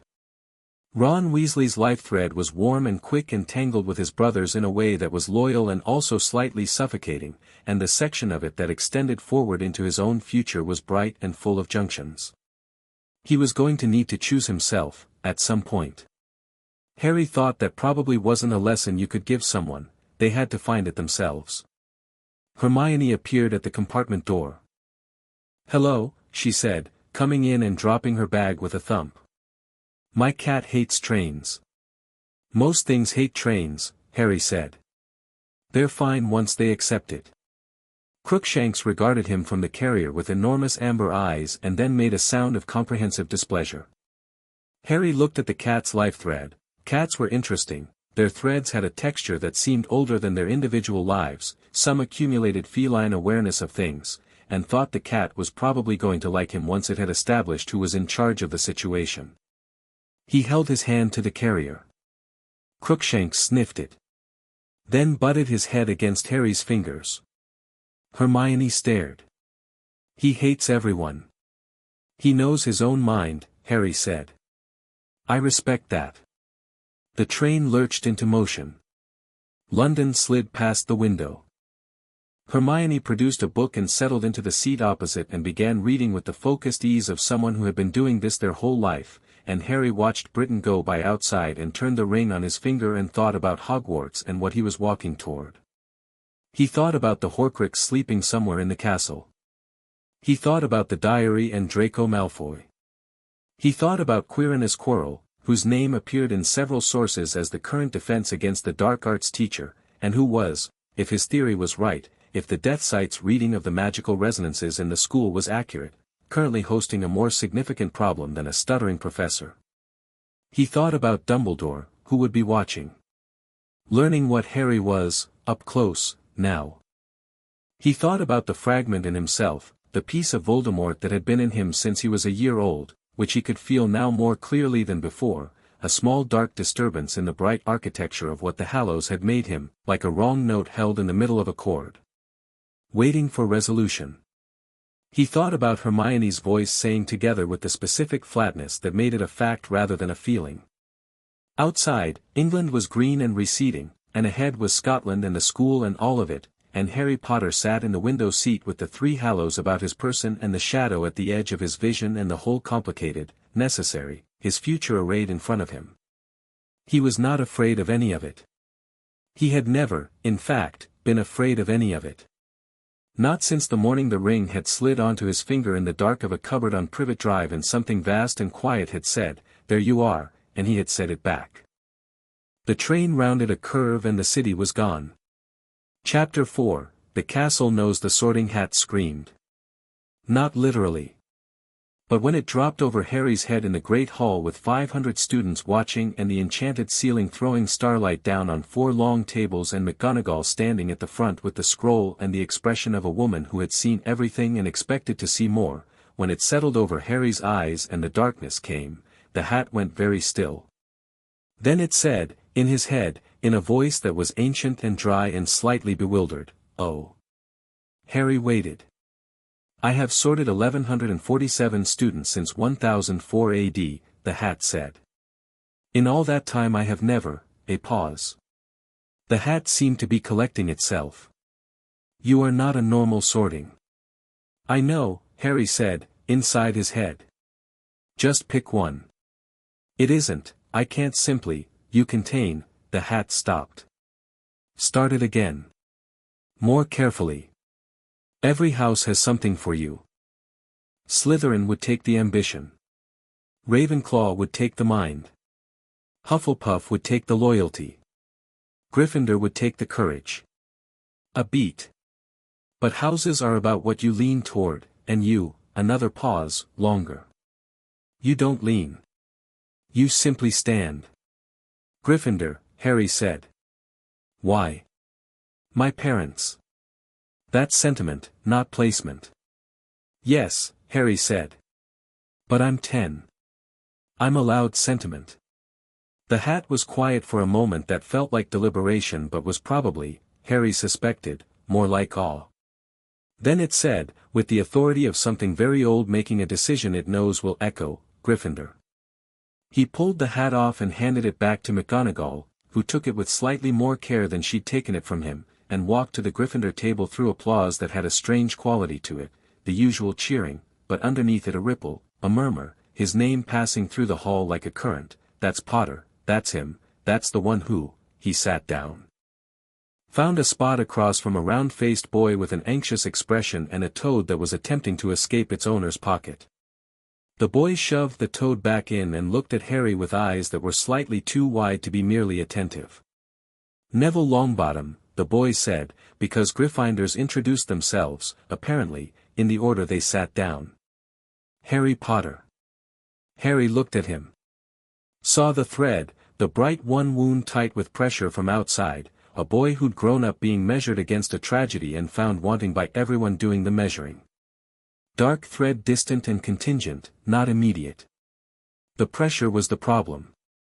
The pressure was current. You've got a toad. He keeps escaping. I've lost him 3 times since London. Neville looked at his pocket with the expression of someone who has accepted a specific anxiety as a permanent condition. His name's Trevor. Toad names are difficult, Harry said. You go too formal and it sounds like you're naming a politician.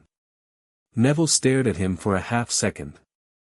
Then something in his face did a small, unexpected thing, a loosening, the very early stage of someone deciding it might be all right to find something funny. I didn't really think about names. He just sort of, appeared. Trevor appeared. Gran gave him to me as a reward for showing signs of magic. Neville said it with the specific flatness of someone delivering a punchline they've had to repeat. The bar was, he seemed to realize he was being funny and got self-conscious about it. Pretty low. Harry offered. The lowest. And there it was, a real smile, brief and genuine, the expression of a boy discovering that his own joke had landed. Harry made a note. Neville Longbottom was someone worth knowing, and not because of any strategic calculation, just because the real one was in there, under all the pressure, and it was worth the effort of making clear it was visible. The rest of the sorting happened around them. Hermione was put in Gryffindor, the hat had barely touched her head. She sat down 3 seats away with the expression of someone who had spent several weeks not quite admitting to herself that she was worried about this outcome and was now experiencing relief so thoroughly that she couldn't look at Harry because she'd have to acknowledge the worry retroactively. Ron Weasley was sorted Gryffindor too, with zero deliberation from the hat. It had shouted Gryffindor before he'd fully sat down, with the energy of something that had been waiting for a Weasley and finally had one. He dropped onto the bench across the table, grinning, and immediately knocked over a goblet that was fortunately empty. Draco Malfoy was sorted Slytherin in approximately 4 seconds.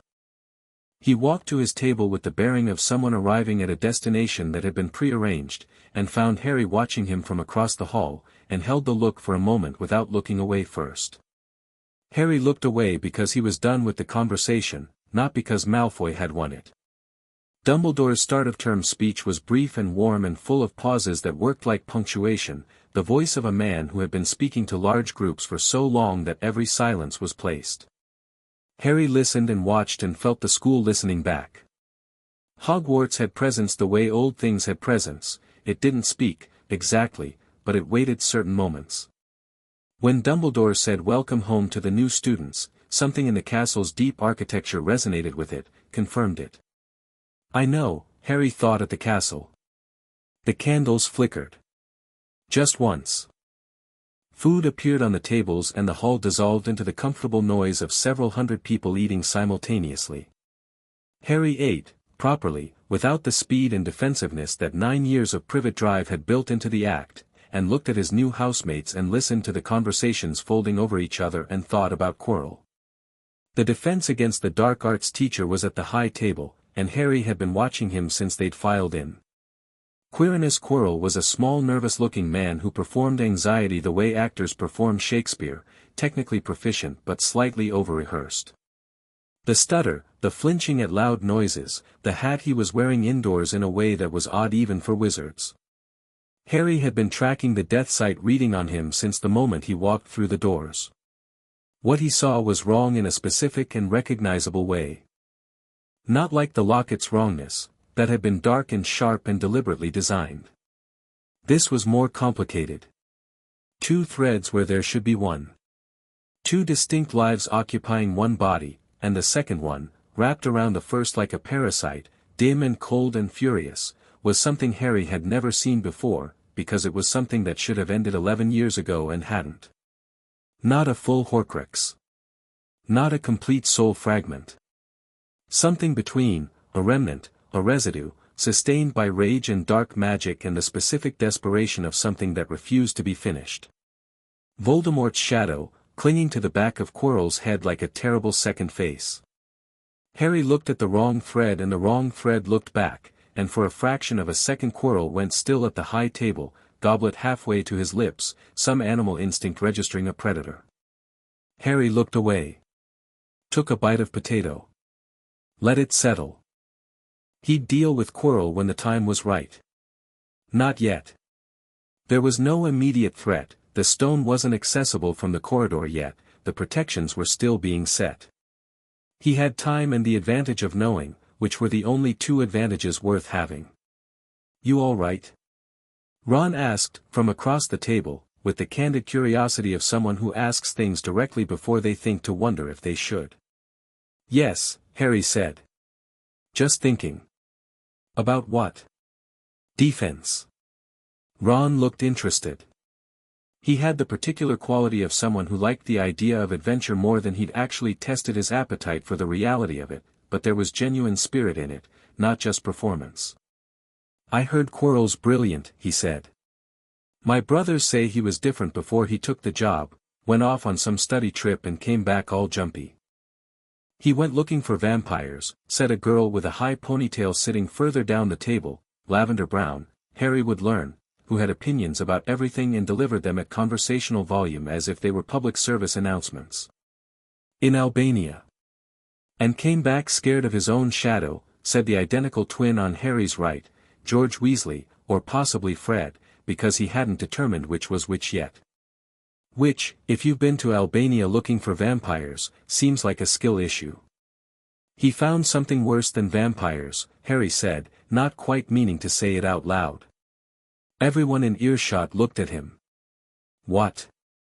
Ron asked. Harry considered. Then, I don't know yet. Just a feeling. He went back to his food and the conversation fragmented back into noise, and across the table Ron Weasley looked at him with an expression that was part skepticism and part the dawning suspicion that the strange, calm new boy with the messy hair might be worth paying attention to. The dormitory was round and warm and smelled of stone and something faintly floral that Harry identified as coming from the enchanted window boxes outside, not the boys themselves, four of whom were currently engaged in the important business of establishing who slept in which bed. Harry took the one by the window without participating in the negotiation, because the window overlooked the grounds and beyond them the forbidden forest, and because nobody had actually claimed it yet by the time the discussion had settled the other 4 beds. He lay in it that night with the curtains open, watching the sky over the forest do the thing Scottish skies did in September, high clouds, a brightness that wasn't quite dark, the kind of night that felt like it was thinking. The castle was quiet around him and under the quiet it breathed, stone and old magic and the weight of years. He could feel the Horcrux somewhere in the castle. Sleeping, dormant, not a threat in its current state. He traced it with the death sight, up, he thought. High. Something that had been hidden and then forgotten, the specific quality of an artifact that had been put somewhere by someone in despair. He'd felt that quality in the locket too. Voldemort's Horcruxes had a signature of violence and pride, but also of a fear he didn't like to admit, the fear of the person who makes 7 copies of himself because one feels insufficient. He turned the ring on his finger in the dark and felt the vast quiet something acknowledge him, and let the familiarity of it settle him toward sleep. He dropped off thinking about the diadem, and dreamed of a grey lady in a corridor, her hands folded, her expression that specific blend of regret and pride that belongs to people who made a choice they can't undo.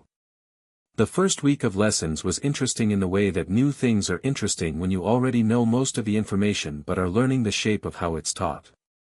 Charms with Professor Flitwick, who was tiny and enthusiastic and had a precise theoretical understanding of spellwork that Harry found genuinely engaging, not the content, which he'd covered in the flat, but the methodology. Transfiguration with McGonagall, who began the first lesson by turning herself into a cat and back to make a point about the necessity of respect for the discipline, which Harry thought was an excellent pedagogical choice. Potions with Snape. Snape was his own subject. Harry had read about Severus Snape in the records available at the apothecary, newspapers, historical documents, the kind of background you assembled when you were trying to understand the environment you were entering. The bare facts were, former student, former Death Eater, turned spy for Dumbledore at some point, currently potions master and the longest-serving teacher of his generation at Hogwarts. There were things the public record didn't say that Harry intuited from the shape of what it did say, and from what he saw when Snape swept into the potions classroom on the first day with the energy of a man who had made a performance of intimidation into such a habitual armor that he might have forgotten it was an armor. Death sight on Snape was complicated. The life thread was bright but old in its texture, worn at some edges the way things get worn when they're used to hold too much weight for too long. The dark thread was distant but not as distant as, for instance, Neville's. Not imminent. But Snape was a man who operated under constant load, and the load had cost him. Potter, Snape said, the first time he took the register, and something moved in his voice on the name, controlled, but there. Then he looked up and found Harry already looking at him, and the controlled quality tightened into something more deliberate. Sir, Harry said.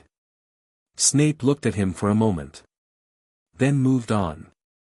But Harry noticed, because the death sight made you very good at noticing things people contained, that Snape looked at him differently than he looked at the rest of the class. Not with hostility, exactly. With wariness, which was different. The wariness of someone who has made assessments of a situation and is encountering evidence that his assessment needs revision. He did not, notably, do the thing Harry had been warned about, the pointed public humiliation of specific students, the performance of contempt for Gryffindors, the naked favoritism toward Slytherins. He was sharp and exacting and had no patience for incompetence, but the cruelty Harry had been half expecting didn't materialize. Not in the first lesson, not in the second. By the third, Harry had a theory about why. After class he stayed behind while the others filed out. Snape was at the board, erasing the day's notes. He did not turn around when everyone else left, which told Harry that he'd known Harry was staying. "You have a question, Potter?" "Not exactly." Harry came to stand where Snape could see him if he chose to turn. "I noticed you're not, the way some people described you." Snape turned. His expression was level and careful. "And how did people describe me?" "Difficult. Unfair. Specifically unpleasant to Gryffindors." A pause. "Specifically unpleasant to students who remind you of people from your past." A silence. Snape's expression didn't change, it was already controlled, had been controlled since Harry walked in, but something in the quality of the control shifted. Became deliberate in a different way.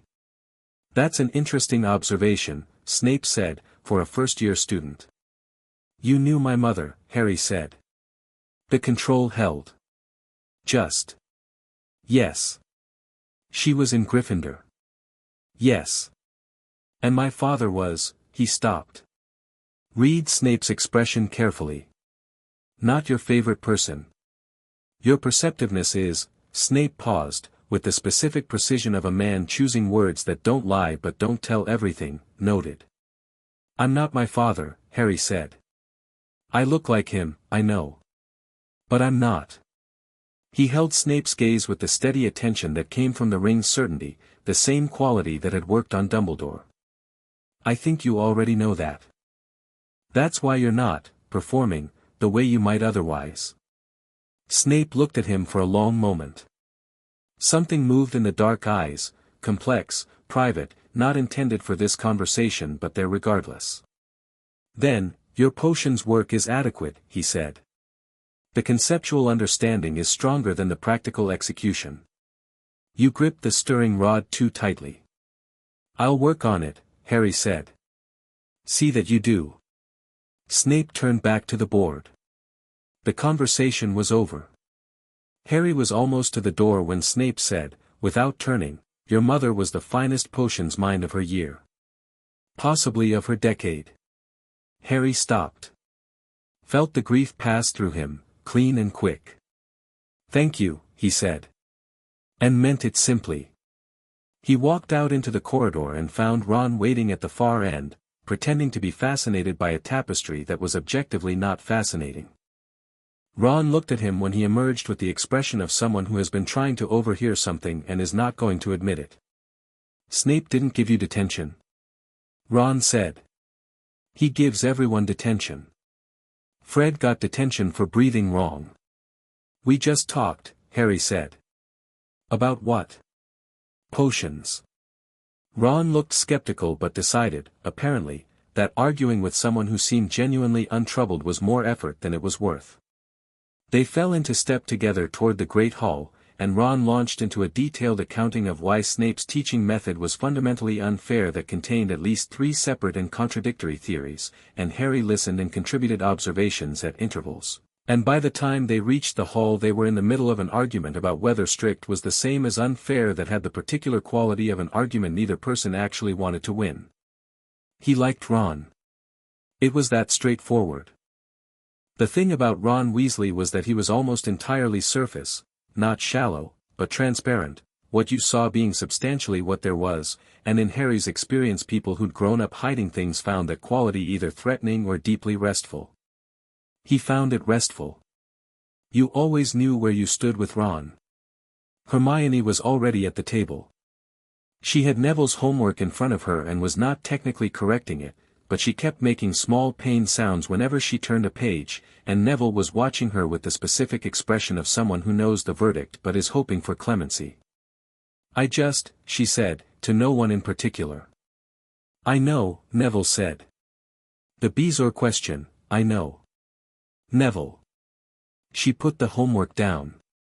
Looked at him directly, which people often didn't do with Neville, they looked near him, at the table, at the air above him, giving themselves an escape route from the conversation. "Do you actually not understand it, or do you understand it but second-guess yourself so much that you write the wrong answer? Neville opened his mouth. Closed it. Thought about it genuinely. The second one, he said, at low volume. Right, Hermione said. Then we're working on the second problem, not the first. The second problem is simpler. She pulled the homework back toward herself. After dinner. Neville looked like someone who has been told the execution has been stayed for entirely procedural reasons but is still profoundly relieved. Yeah. All right. Harry ate. Ron ate twice as much as anyone else and showed no self-consciousness about it, which was its own kind of freedom. Hermione had 3 separate books open around her plate and managed to read all 3 in a rotating pattern without appearing to have any difficulty chewing. Neville fed Trevor small pieces of lettuce under the table with the commitment of someone performing a private ritual. Harry watched them and thought, this is it. Not in a maudlin way, just the clarity of recognition. This specific arrangement of people around this specific table, this was a thing that would matter. He could see it in the threads, the way theirs had already begun the early weave of proximity, the first stages of the kind of connection that doesn't announce itself, just accretes. He was glad of it. Defense against the dark arts was on Thursday, and the classroom smelled wrong before Harry walked in. The wrongness was Quirrell's, the doubled thread, Voldemort's residue wound cold around the professor's bright frightened one, but it was stronger here than it was in the Great Hall. The classroom was Quirrell's domain and something about that had given the parasite a slightly greater foothold, a marginally higher warmth. Harry could feel it in the room the way you feel temperature change before you consciously register why. Quirrell stood at the front with his usual performance of anxiety, hands clasped, slight tremor in the voice, the stutter deployed at careful intervals. The class settled. Hermione had her quill ready. Neville was already pale, because he always went slightly pale in Dada for reasons Harry was beginning to understand were about expectation rather than content. Tea today, Quirrell began, will be discussing the theory of counterjinxes, and why the distinction between a counterjinx and a countercurse is, he stopped. His eyes had found Harry. The class didn't notice. It lasted a half-second, Quirrell's eyes landing on Harry's and the thing behind them doing the same thing the locket had done, recognizing, probing, finding the specific quality of what it was looking at and going very still. A predator that has encountered something it doesn't have a category for. Harry let it look. He met Quirrell's eyes without deflection, and what he put in the look was not a threat, just an acknowledgement. I see you. I know what you are. I am not in a hurry. Quirrell looked away. Something in his posture had changed, infinitesimal, invisible to anyone not specifically watching, a tightening, a withdrawal. The stutter grew slightly more pronounced for the rest of the lesson in the way that genuine nervousness differed from performed nervousness. The class was fine. The content was basic and Harry participated at the level of the room, asking questions calibrated to be useful to his classmates without being demonstrative. He caught Hermione giving him a sideways look at one point, she'd noticed the pause, noticed the quality of Harry's attention during it, and was adding it to the list of things they'd discuss later. After class, Ron caught up with him in the corridor. Did you see Quirrell's face when he looked at you? He said. He went white. Did he? Harry said. Don't give me that. You've got the same face you had when you said something found something worse than vampires in Albania. Harry glanced at him. Ron had stopped pretending not to be curious and was looking at him with a directness that was partly his natural quality and partly the look of a friend who has decided to stop giving you exit ramps. Harry valued the directness and rewarded it. Not here, he said.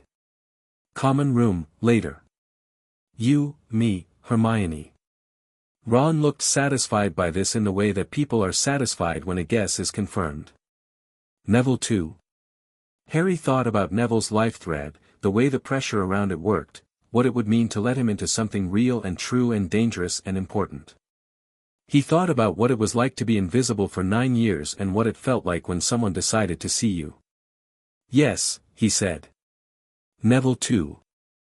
That night in the common room, after the other Gryffindors had drifted toward bed or homework, the four of them sat in the corner by the fire with the fire burning low and the portrait of the fat lady doing what portraits did, pretending not to listen while obviously listening. Harry told them. Not everything, not the Horcruxes in their full implication, not the fragment he suspected was in himself, not the depth of his particular relationship with death and the Hallows. But the shape of it. Quirrell was not what he appeared. Something was in the school that shouldn't be. There was a reason the third-floor corridor was forbidden. He thought the something was going to try to move before the year was out, and he thought they should all know because knowing was protection. Ron listened with the intense focus of someone who has decided this is the most interesting thing that has ever happened and is very committed to the version where it's also manageable. Neville listened with his hands around his cup of tea and his eyes steady in the way that genuinely brave people listen to genuinely dangerous information, not performing calm, but finding it, drawing it up from somewhere underneath the anxiety that normally occupied the surface. Hermione listened in her way, cross-referencing everything he said against existing knowledge in real time, the small precise nods when something confirmed a theory, the slight tightening when something added new complexity. When he finished there was a moment of quiet. Just the fire and the castle breathing. Right, Ron said. So what do we do? For now. We watch. We learn. We don't tip our hand. And when it moves? Neville asked. I handle it. Harry looked at Neville. I want you to know because I trust you with it. Not because you're required to do anything. Neville looked at the fire for a moment. Then at Harry. I want to help, he said. I know I'm not, I don't have your, I'm not, Neville. Harry stopped him. You climbed the beanstalk. The one in the greenhouse. Neville blinked. That was, the professor asked, everyone else refused. You went up because it was the thing that needed doing. Harry held his gaze. That's not nothing. That's the thing that matters. Neville's expression did the thing it had done that first night at the table, the loosening, the beginning of the real person coming forward. He looked at Harry with something that was still fragile but very genuine and said, simply, okay. Ron clapped him on the shoulder with the enthusiastic solidarity of someone who expresses feelings primarily through physical contact, which nearly knocked Neville's tea from his hands, which made Hermione make a noise of exasperation, which made Ron look wounded, which made Neville laugh, a real laugh, the surprised kind. Harry watched them and felt the warmth of it. October moved in and the castle changed with the season, the enchanted ceiling going grey and silver, the corridors colder, the fires in the common rooms working harder. Harry's rhythms at Hogwarts settled into something that was almost comfortable, which he treated with the attention of someone who knew that comfortable was not the same as safe.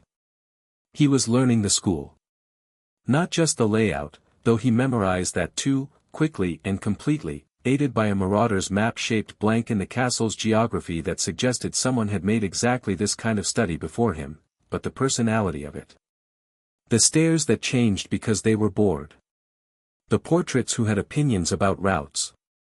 The paintings on the 7th floor whose corridor was inexplicably cold. Particularly the 7th floor. He'd felt the Horcrux's location narrowing, the further he oriented himself in the building.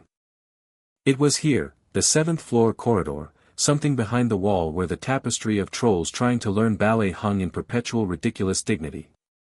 He walked the corridor 3 times in a single evening with the invisibility cloak on and the death sight open and felt the diadem's wrongness like a tooth whose root had been infected, the ache of it under the ordinary surface.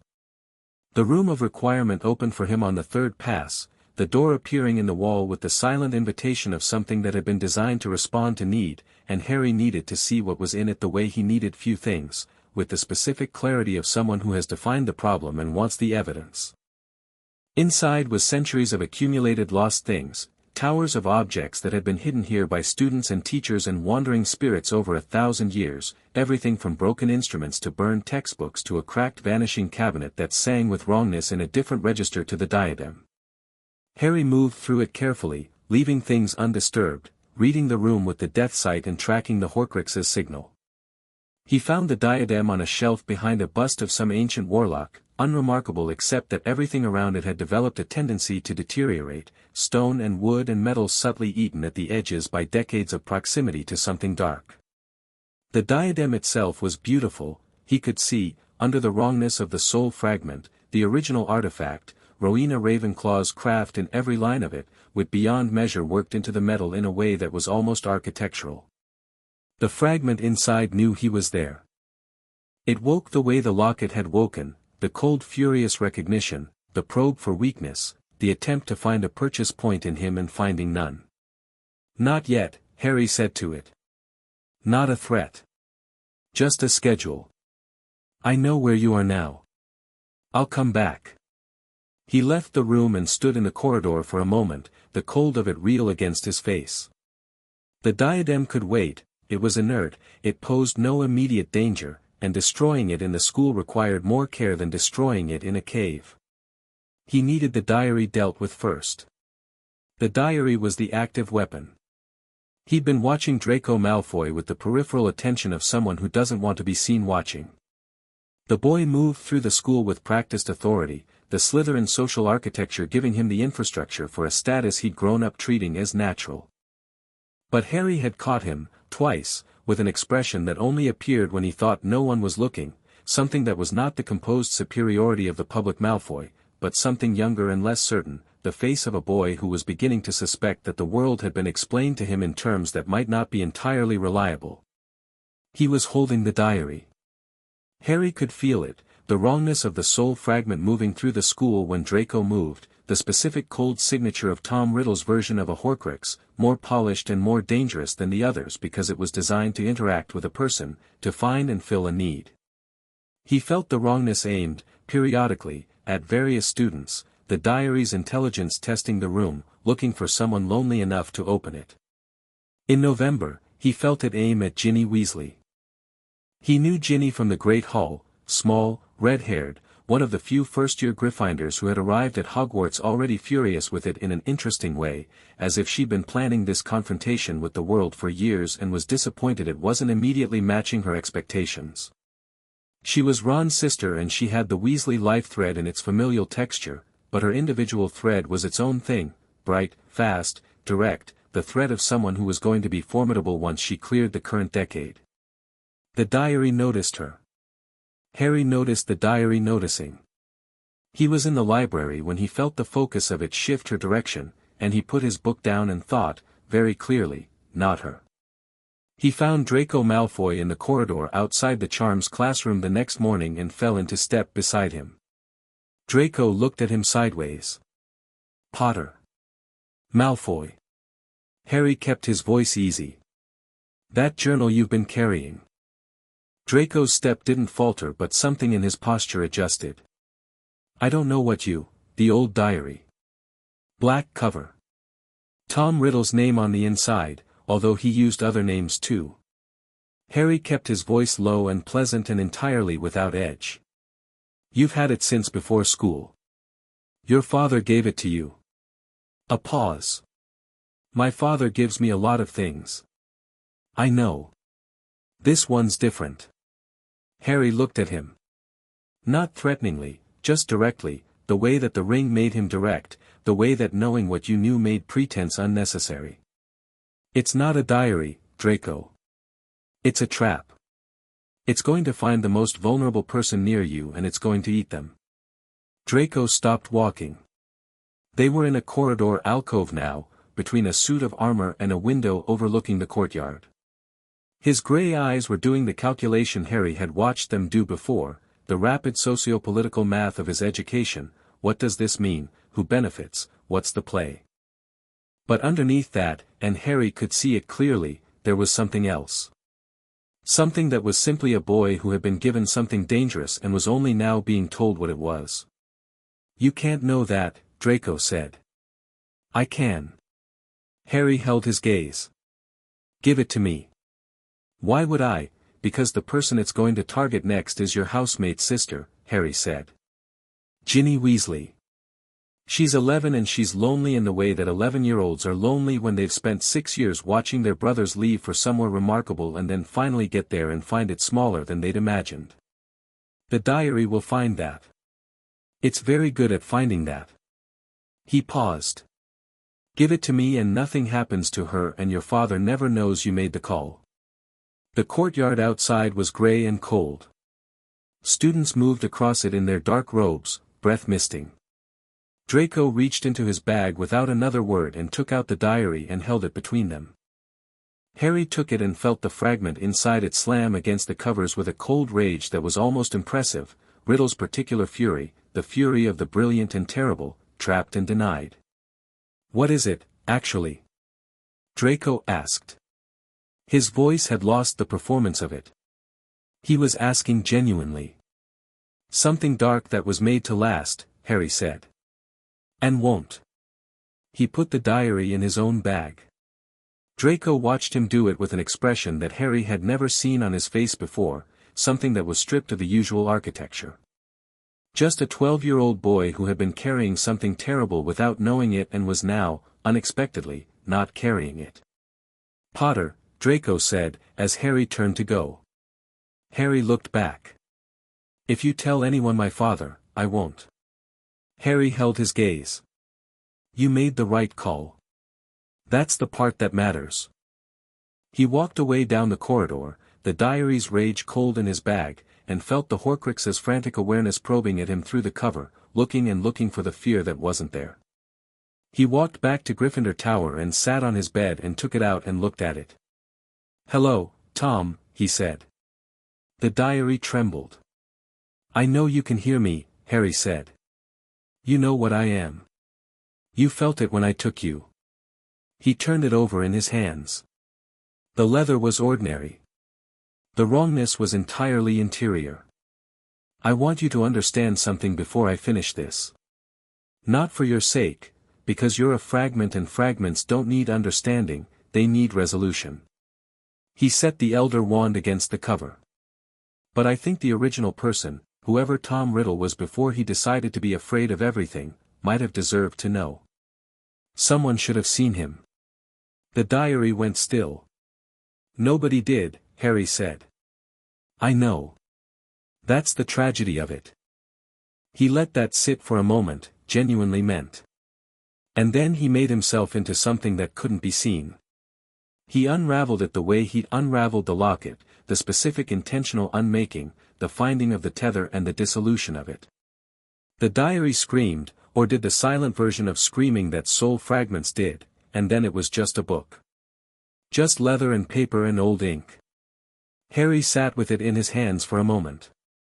Then put it on his bedside table and lay back on his bed and stared at the canopy and thought about what Tom Riddle had been before he'd become Voldemort, and what choices had looked like from inside that particular life, and felt the weight of it in the honest way. He didn't feel good about destroying it. He felt necessary about it. Those were different things. Outside, November was making its threats about winter. The castle breathed around him. Somewhere in the school, Quirrell was sitting with Voldemort on the back of his head, and the stone was behind its protections in the corridor below, and the diadem was waiting in the room of requirement. And Harry had the holly wand in his pocket and the elder wand on his hip and the ring on his finger and the cloak folded in his chest and Neville Longbottom one dormitory room length away practicing a summoning charm with more determination than anyone had ever given him cause to believe he had.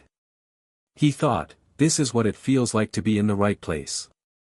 He fell asleep thinking it, and slept straight through till morning. Chapter 5, The Shape of Necessary Things. December came to Hogwarts the way December always came to Scotland, sideways, with conviction, the wind off the mountains carrying the kind of cold that didn't bother negotiating. The lake froze at the edges. The grounds went white. The forbidden forest became a dark cut against the snow like an illustration from a book about places you shouldn't go. Harry didn't particularly mind the cold. He'd spent enough winters in a cupboard with insufficient blankets to have developed a working relationship with discomfort, and the castle was warm in its bones even when the corridors ran with drafts. He'd also acquired a proper winter cloak from Madame Malkin's in October, deep green wool, adequately heavy, which was the first winter garment he'd owned that had been purchased specifically for him rather than handed down from someone considerably larger. Small things. They still registered. He was in the library on the first Saturday of December when the portrait moved. Not the portrait in the library itself, the portraits that were generally engrossed in their own dramas and paid students minimal attention unless directly addressed. This was a message delivered via portrait, which meant it had traveled the castle's internal network from somewhere else, a woman with silver hair and a stern expression leaning out of a landscape painting of the Scottish Highlands and saying, crisply, "Headmaster's office." Now, if convenient, and then retreating back into her hills with the air of someone who had done her part. Harry closed his book and went. Dumbledore was at his desk with a cup of tea that was still steaming, which meant he'd timed the message carefully, had waited until Harry would have time to arrive before the tea cooled. Details like that were either courtesy or control, and with Dumbledore they were generally both. "Sit down, Harry." Harry sat. The office had the same quality it had had in August, the warm light, the whirring instruments, the portraits pretending to nap. The glass case on the wall behind Dumbledore's desk was empty now, which Harry noted with the small satisfaction of a resolved equation. "How are you finding the school?" Dumbledore asked. "Good," Harry said. "The curriculum is engaging. The staff are interesting." He paused. "Quirrell is a problem." Dumbledore set down his cup with a precision that wasn't quite a reaction but was adjacent to one. "What makes you say that?" Harry looked at him levelly. The same look he'd used in August, the one that said we're past pretending with each other, let's not waste time on it. "The same thing that makes you say it," Harry said. "You know what's on the back of his head. You've known since the start of term. You've been watching to see what he'll do." A pause. The blue eyes were very attentive. "And what do you think he'll do?" "Go for the stone," Harry said. "Before Christmas, possibly after. The protection sequence in the third-floor corridor, I've mapped it." He watched Dumbledore's expression carefully. 6 obstacles. Fluffy the three-headed dog, Devil's Snare, enchanted keys, a life-size chess set, a troll, though actually the troll is already dealt with, which is interesting. "How did you? The castle tells me things," Harry said. It was the simplest explanation and it was true enough. "Dumbledore. Why is the stone here?" The pause this time was different, the pause of a man deciding how much honesty a situation requires, and landing, perhaps against instinct, on more than usual. "I believed the vault at Gringotts had been compromised," Dumbledore said. "I moved it here because I thought Hogwarts was the safer option. And put a 10-year-old's logic puzzle as one of the obstacles. Hermione Granger's, technically. I had the staff each contribute. I know whose it was," Harry said. "She told me." She was quite pleased until she thought about it, and then she was considerably less pleased. He looked at the old man. "The stone needs to go back to Nicholas Flamel. Not for safety reasons, well, those too, but because keeping it here is exactly what Voldemort is working toward, and the best way to deny him the goal is to remove the goal." Dumbledore was quiet for a moment. "You intend to move it?" "I intend to ask you to move it," Harry said. "Because it's your call, and because I'm trying to demonstrate that I work with you rather than around you when you let me." He held the pause deliberately. "You let me." Something in Dumbledore's expression did the thing it had done in August, the complex private movement of a man who is being forced to revise his model of a situation he thought he controlled.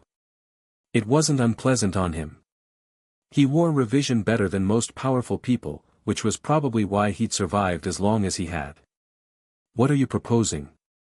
Dumbledore asked. "Send the stone back to Flamel before Christmas break.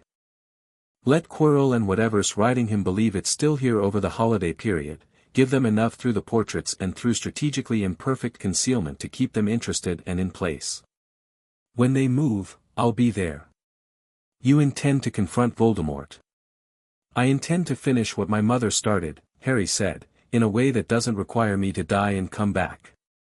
He let that land. "Which is what your original plan was, isn't it?" "Some version of that." The silence in the office stretched. The whirring instruments whirred.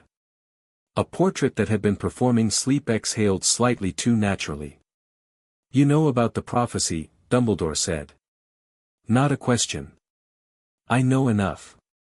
He'd found the reference in bag-shot secondary sources, a prophecy made in 1980, the specific content sealed, the general shape known to those who were there. He'd felt the truth of it in the ring's knowledge without needing the exact words. Neither can live while the other survives. He understood it the way you understood weather, not the mechanism, but the certainty. I also know that prophecies are self-fulfilling mainly because the people in them act like they are. He met Dumbledore's eyes. I'm not going to act like one. I'm going to act like myself. Dumbledore looked at him for a very long time. The fire in the grate crackled once, settling. The stone will be returned to Nicholas by Thursday, he said finally. I'll use the owl network and the portraits to create a convincing fiction of continued presence. A pause. You'll have support available if, I'll tell you what I need when I need it, Harry said. He stood. Thank you for the tea. You didn't have any tea. No. He moved toward the door. Dumbledore. He stopped with his hand on the frame, the same position he'd used in August, and he thought about whether he'd planned this symmetry consciously or whether it had just happened, and decided it didn't matter. The Flamel conversation, when you speak to him, tell him the stone is finished with. Not just relocated. He'll understand what that means. A pause behind him. You're suggesting he let it go. I'm suggesting he's been holding something that was supposed to be temporary for several centuries, Harry said, and that temporary things become prisons when you hold them past their use. He didn't look back. He'll have thoughts about that. He walked out. On the stairs down from the office he passed McGonagall coming up, and she looked at him with the expression she'd developed over the past 3 months for these situations, the expression of a woman who had accumulated enough data points about Harry Potter to have formed a theory and was not entirely comfortable with the theory. Potter, she said. Professor. The headmaster isn't, alarmed. No, Harry said. She looked at him for a moment. Good, she said, with the decisiveness of someone who has decided, irrevocably, to be in a particular camp. She continued up the stairs and Harry continued down and felt, briefly, the warmth of her having chosen a side without being asked. He told Hermione that evening. She was in the process of cross-referencing 2 books and a diagram she'd drawn herself about the Horcrux timeline, and she put all of it down with the focused attention she gave information that required immediate processing. The stone's going back, she said. Thursday. And Quirrell will still believe it's here. Until he moves to take it. Whenever that is. She turned a quill over in her fingers. December or January? I think December. The holiday break will clear most of the students out. Quieter. Fewer witnesses. He paused. I think it'll be around Christmas. She looked at him. You're staying over Christmas. So are Ron and Neville. And you, if I'm staying, she said. Obviously. As if it had never been a question, which from her perspective it apparently hadn't. They told Ron and Neville that night in the same corner by the fire, same low light, same configuration. Ron's expression moved through this as properly dangerous and settled that I'm absolutely staying for this in approximately the time it took him to process both. Neville's moved through something more complex, the particular anxiety of someone whose instinct is to help and whose history had taught him not to trust that instinct, and came out the other side at yes with the quality of a small deliberate choice. Harry looked at all 3 of them and didn't say anything about gratitude, because gratitude required a performance that would have been wrong for the moment. He just nodded once, which seemed to convey what it needed to. What he didn't tell them, because the time wasn't right and because some things needed to be metabolized alone before they could be shared, was what else December had clarified. The fragment. The piece of Voldemort that had been in him since he was 1 year old. He'd been circling it for months, testing the edges of it with the death sight, turning it over the way you turned an unfamiliar object to find what it was. The ring's knowledge had been accumulating, building context, waiting until he had enough to understand what he was actually dealing with. He understood now.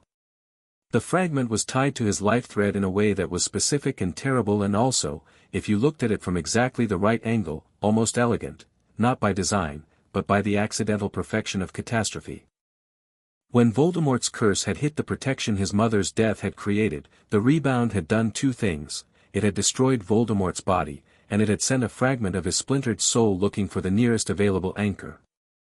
And the nearest available anchor had been a 1-year-old boy who was already saturated with the sacrificial magic of his mother's love, which meant the fragment had embedded itself in something that would protect it, nurture it, keep it safe inside what was essentially the world's most unusual and powerful defense.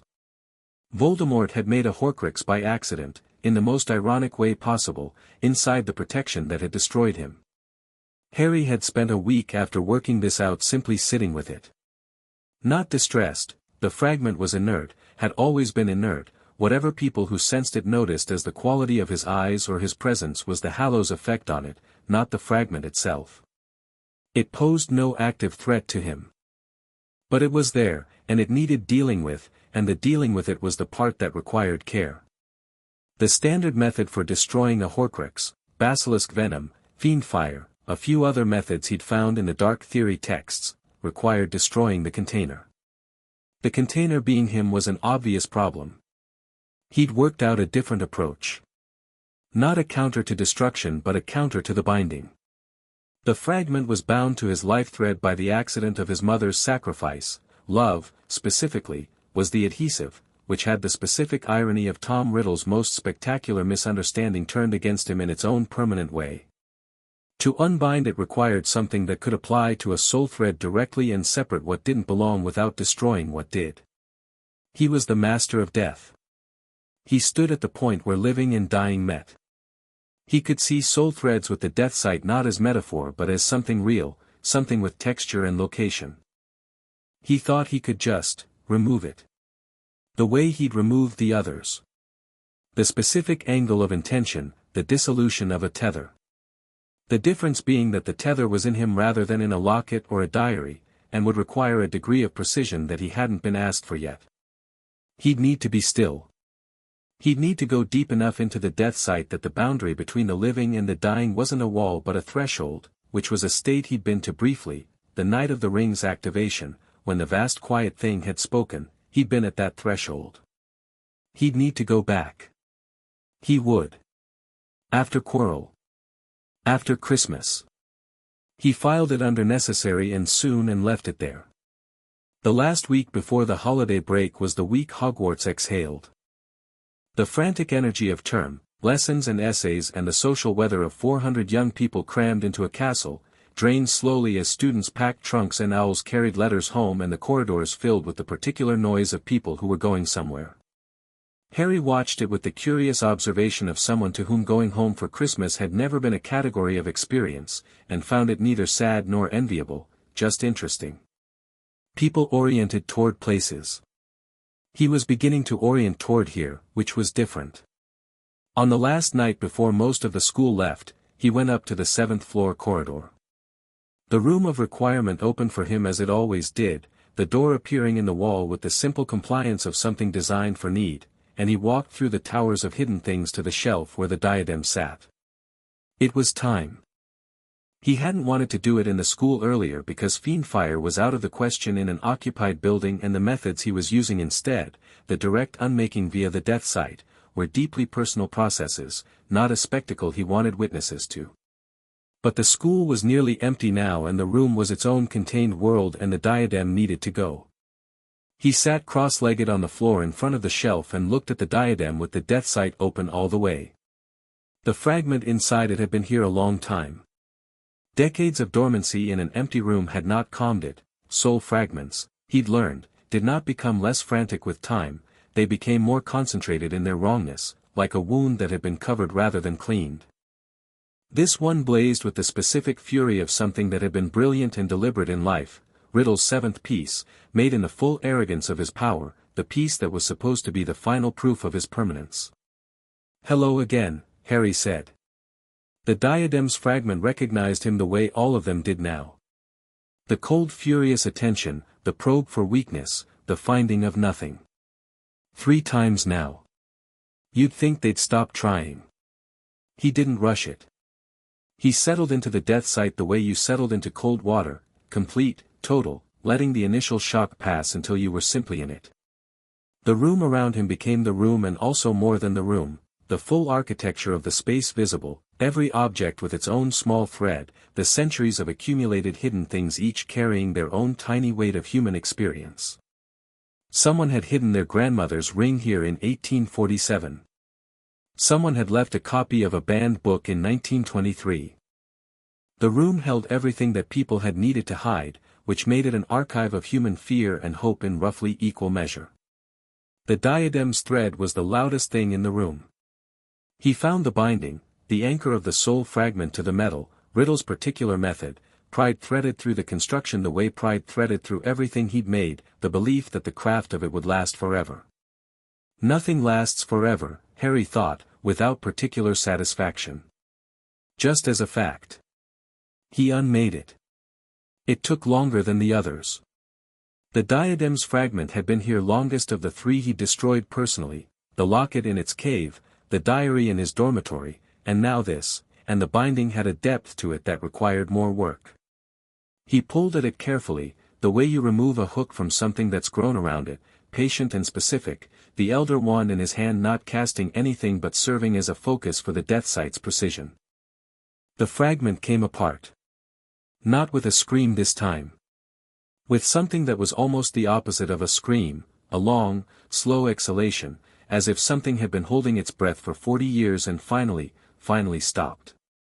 The diadem itself remained, the beauty of the original craft intact now that the darkness was gone, with beyond measure clean and present in the metalwork. Harry picked it up. It was just an artifact now. A beautiful, ancient artifact belonging to one of the school's founders. He'd give it to McGonagall before he left for Christmas. He sat in the room of requirement for a while after. Just the room and the silence. He was getting used to the silence that came after, the specific stillness that followed the destruction of something that had been actively wrong. It was the silence of a chord resolved. Not triumphant. Just complete. The next morning Harry was in the Great Hall for breakfast when Quirrell came in. The thing about December at Hogwarts was that the school being half empty meant the remaining people were visible to each other in a way that the full term obscured. Quirrell sat at the high table and Harry sat at the Gryffindor table with Hermione on his left and Ron on his right and Neville across from him, and there was a length of cold December light coming through the enchanted windows, and in that light Quirrell looked wrong in the way that he'd always looked wrong but had been easier to overlook when there were 200 people in the way. The doubled thread. Voldemort's residue. Harry could see it with the death sight and more than that he could see, now, that it was aware. The thing riding Quirrell had spent the autumn being uncertain about what Harry was, had felt the Horcruxes dying one by one without understanding the mechanism, had watched Harry through Quirrell's eyes and known something was wrong with the picture without having the information to correct it. But it had been gathering information. All term. Watching and cataloging, and Harry felt the cold intelligence of it in a way that was different from the fragments, because this was not a dormant piece of a soul, this was Voldemort. Diminished, parasitic, furious, and very smart. He'd known Harry had the ring. Had probably known since Halloween, when something in the castle's magic had shifted in a way that Harry suspected was related to destroying the diary. He'd known about the cloak since before that, the ring's warmth on the train north would have registered as a Hallows presence if you were looking for it. What he didn't know, what Harry could feel him not knowing, the specific texture of the absence, was the Elder Wand. He thought Harry had two of the three. He didn't know about the third. Harry considered this over his porridge. The Holly Wand was in his pocket. The Elder Wand was on his hip. He'd been using the Holly Wand in all lessons and in all public contexts for the past 3 months, not as concealment exactly, he'd stopped hiding things as a general policy, but because the Holly Wand was his wand and the Elder Wand was a specialized instrument, and there was no need to use a sledgehammer when a regular hammer would do. But Voldemort had spent 3 months watching and hadn't seen the Elder Wand. This was a gift. He intended to use it. He met Quirrell's eyes over the length of the Great Hall. The thing behind Quirrell's eyes, the intelligence looking out through them, cold and dark and older than the professor's frightened life thread, looked back. Harry let it look. Let it read what it could.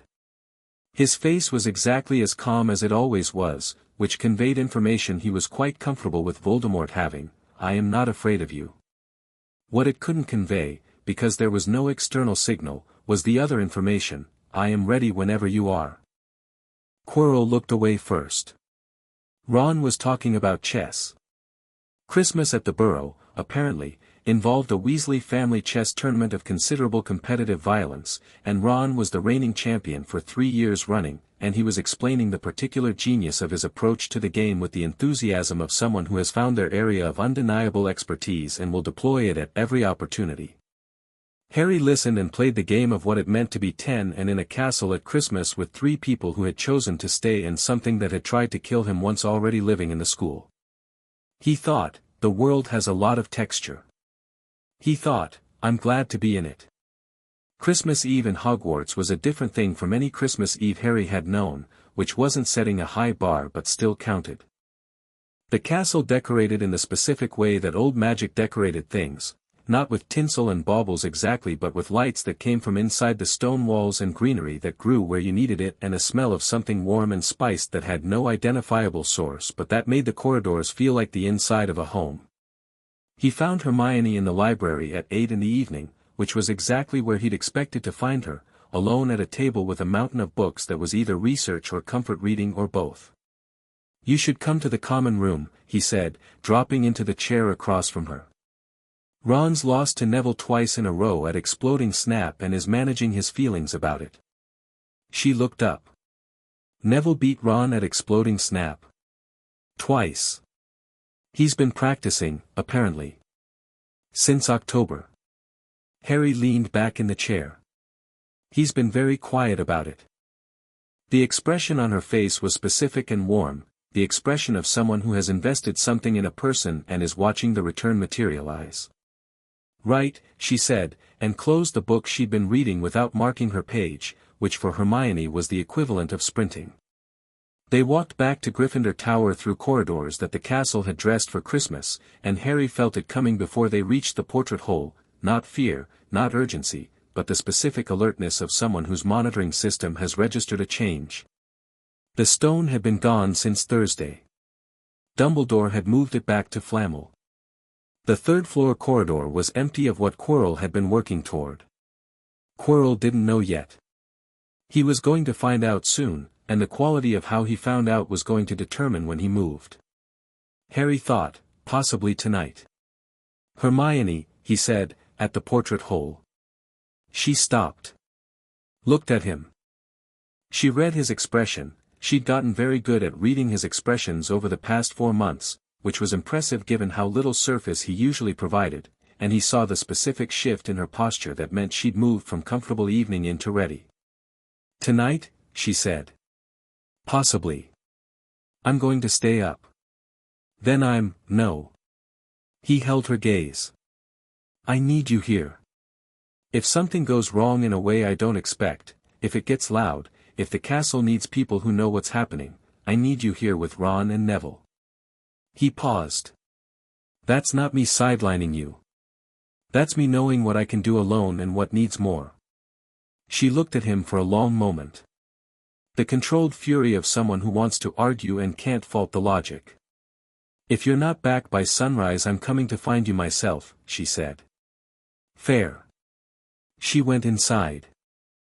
Harry stood in the corridor a moment longer, feeling the castle around him, its breathing, its old attention, and then turned and walked toward the 3rd floor. The 3rd floor corridor at 10 o'clock on Christmas Eve was cold and dark and completely empty. The door to the forbidden section was locked, which was a gesture at best.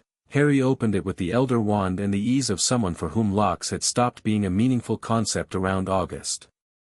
The room beyond was large and dark and smelled of something animal. Fluffy's room, 3-headed dog currently standing in the corner performing the light sleeping of something that could be woken by a footstep. Harry looked at the dog with the death sight and felt its thread, enormous, 3-stranded but fundamentally one creature, ancient magical beast, genuinely dangerous and also, he thought, somewhat bored. He did not play music. He simply walked past with the invisibility cloak on and the specific quality of presence the Hallows gave him, the presence that the shadow at the edge of his vision represented, the something that death recognized, and Fluffy's three heads tracked him, one by one, and then lay back down. Not afraid. Just, aware of what he was. Acknowledging it. He went through the trapdoor. Devil's snare was in the dark below, and he dropped into it without the cloak, let it find him, let the tendrils reach and wrap and pull, and waited. The snare tightened. He stood still in it with the particular quality of someone who is genuinely unbothered and waited for it to process that information, because Devil's snare responded to panic and he had none to offer. The tendrils tightened further, testing, found no resistance, and then began, slowly, to reconsider. They released him in under 30 seconds. He walked through the chamber and out the other side and thought, plants are honest. They respond to what's actually true, not what they've been told. The key chamber was chaos in the dark, hundreds of enchanted keys swooping in frantic spirals, the right one somewhere in the mess, the old broom waiting. Harry didn't bother with the broom. He stood in the middle of the room and held up the Elder Wand and felt for the key the way you felt for a note in a chord, by the quality of its magic, the specific signature of an old enchantment. Found it in the upper reaches, battered and crooked. Called it with a thought. The key came to his hand. The door opened. The chess set was enormous and silent and the pieces had the specific quality of things waiting for something to do. Harry walked to the middle of the board and stood on a square and felt the pieces' attention come to him, and he said, to the chess set generally, I'm not playing. I'm going through. The chess pieces looked at each other. Harry walked across the board. The pieces moved out of his way.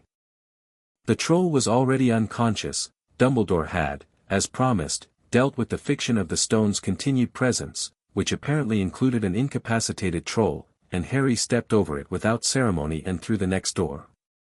The potions challenge was Snape's. 7 bottles in a row, logic puzzle, the right one to take you forward and the wrong one's poison or fire or the backwards door. He could see, with the death sight, the one that was correct. It had the specific signature of something that had been enchanted to allow passage, a different texture from the others. He drank it and stepped through the purple fire and forward. The last chamber was large and cold and lit by flames in wall brackets that threw dancing shadows. In the center of the room was the mirror of Erist. Harry stood at the entrance to the chamber and looked at the mirror and felt the nature of it immediately, not in a way he'd been told about, but with the death sight's sensitivity to old magic. The mirror was an instrument for showing the most desperate desire of the person standing before it.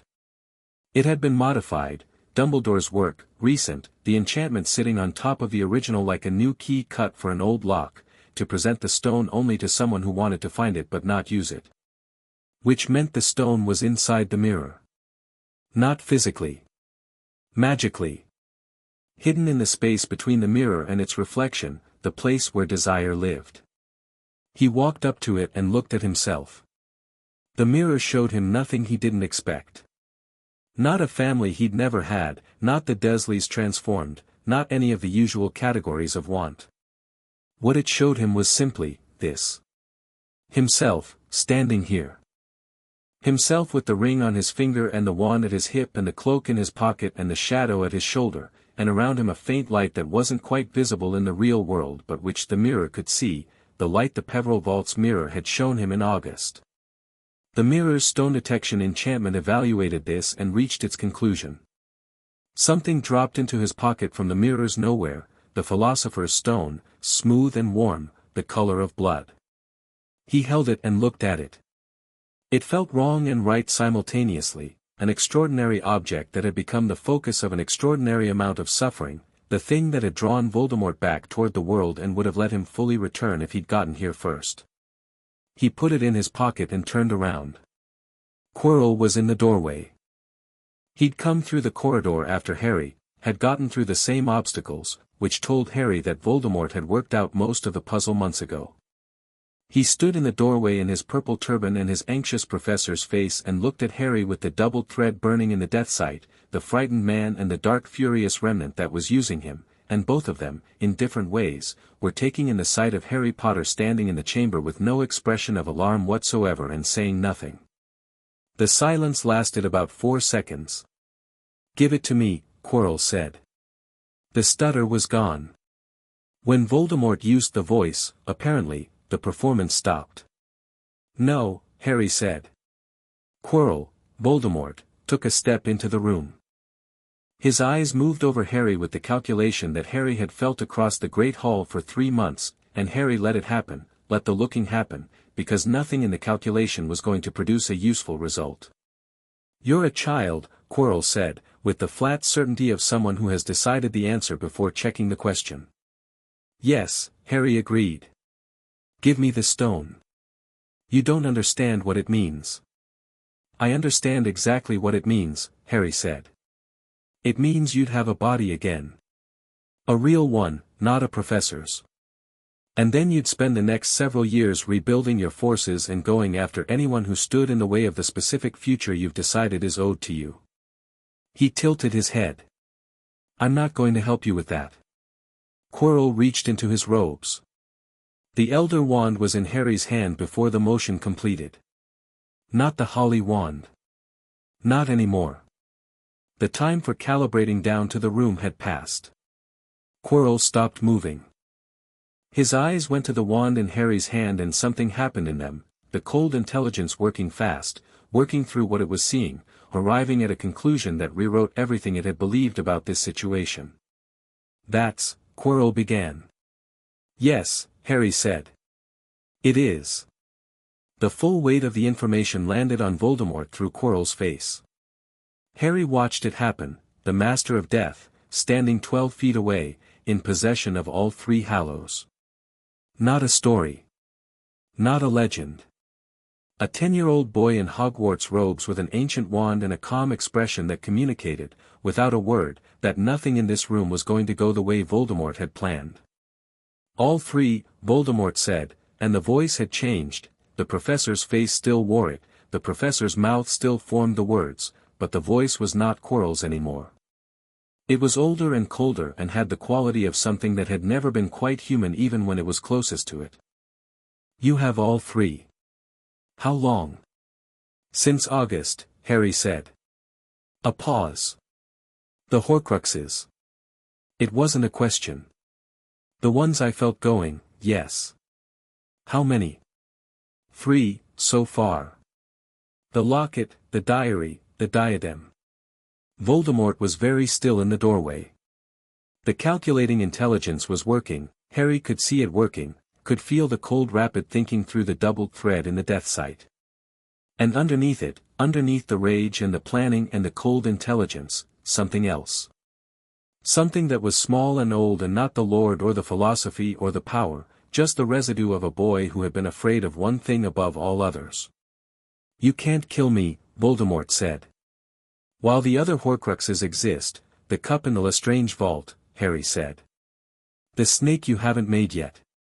And one more, which I'm going to deal with in my own time." He met the eyes that weren't quite Quirrell's eyes anymore. "I know what they are. I know where they are. And you can feel that I'm telling the truth, can't you? That's the worst part of this for you. You can feel it." Something moved in the face. Not Quirrell's emotion. The other things. Something that was beyond anger because anger implied hope and this was past hope, the cold specific terror of someone who has built everything they are on the premise that death is the enemy and has just understood, all at once, that the person in front of them is death's master and is not, in any meaningful sense, afraid. Voldemort tried the killing curse. Harry had known it was coming. Not because he was prescient, he wasn't, but because when a man whose whole strategy has been challenged down to its foundation encounters a point of leverage, he uses the lever he has. The only lever Voldemort knew for certain applications was death, and so the curse came, the green light, the horrible wordless intent of it, the specific magic of a life severed. Harry sidestepped it. Not with a counter-curse, not with a shield, not with any of the approaches in the defense texts. He simply moved, and the curse hit the wall behind him, and stone flashed where the killing intent discharged, and the whole exchange had taken approximately 1 second. Quirrell's face went through something that might have been, on someone who still had full access to their expressions, awe. "The Hallows don't make me unkillable," Harry said. "But they make me very difficult to catch off guard." He walked forward. Not quickly, not dramatically. Just steadily, closing the distance. "Quirrell." The professor blinked. A flash of the real man under the possession, the frightened Quirinus Quirrell who had gone looking for vampires in Albania and found something so much worse, who had been used as a vehicle all year, whose own thread was thin and stretched and badly damaged from the months of cohabitation. "I'm sorry," Harry said, to Quirrell rather than to Voldemort. "This is going to hurt." He put his hand on Quirrell's face. The effect was immediate and total and, in retrospect, made a specific kind of sense that Harry had worked out in theory but not felt the reality of until this moment.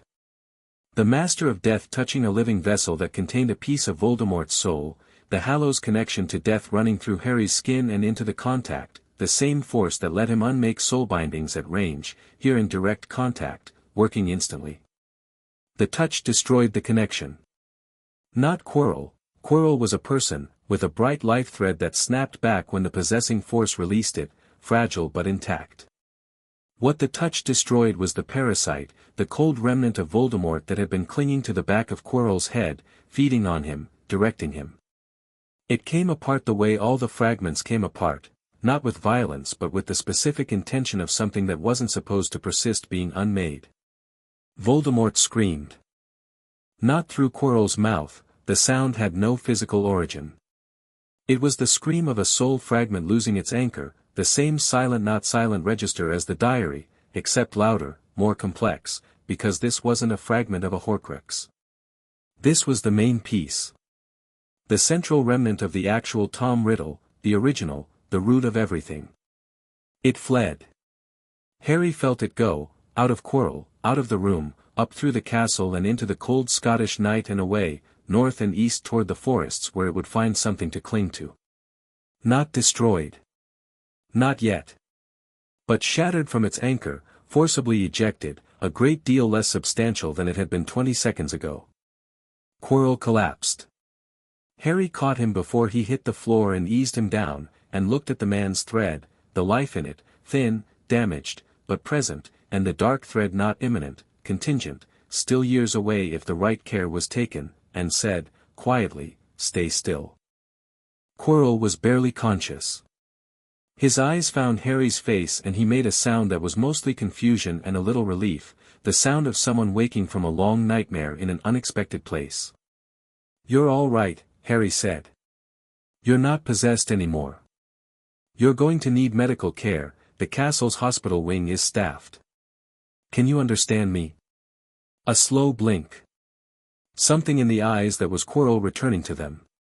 "The stone, gone," Harry said. "It was never here tonight." He helped the man sit upright, back against the wall of the chamber. "Don't move. Someone will come." He looked up at the portraits, even in here, there were portraits, smaller, older, watching. One of them, a very old man in Tudor dress, was already moving, heading toward the edge of his frame to take the message. Harry stood. The stone was in his pocket. The elder wand was in his hand. The chamber was still. He looked at the mirror.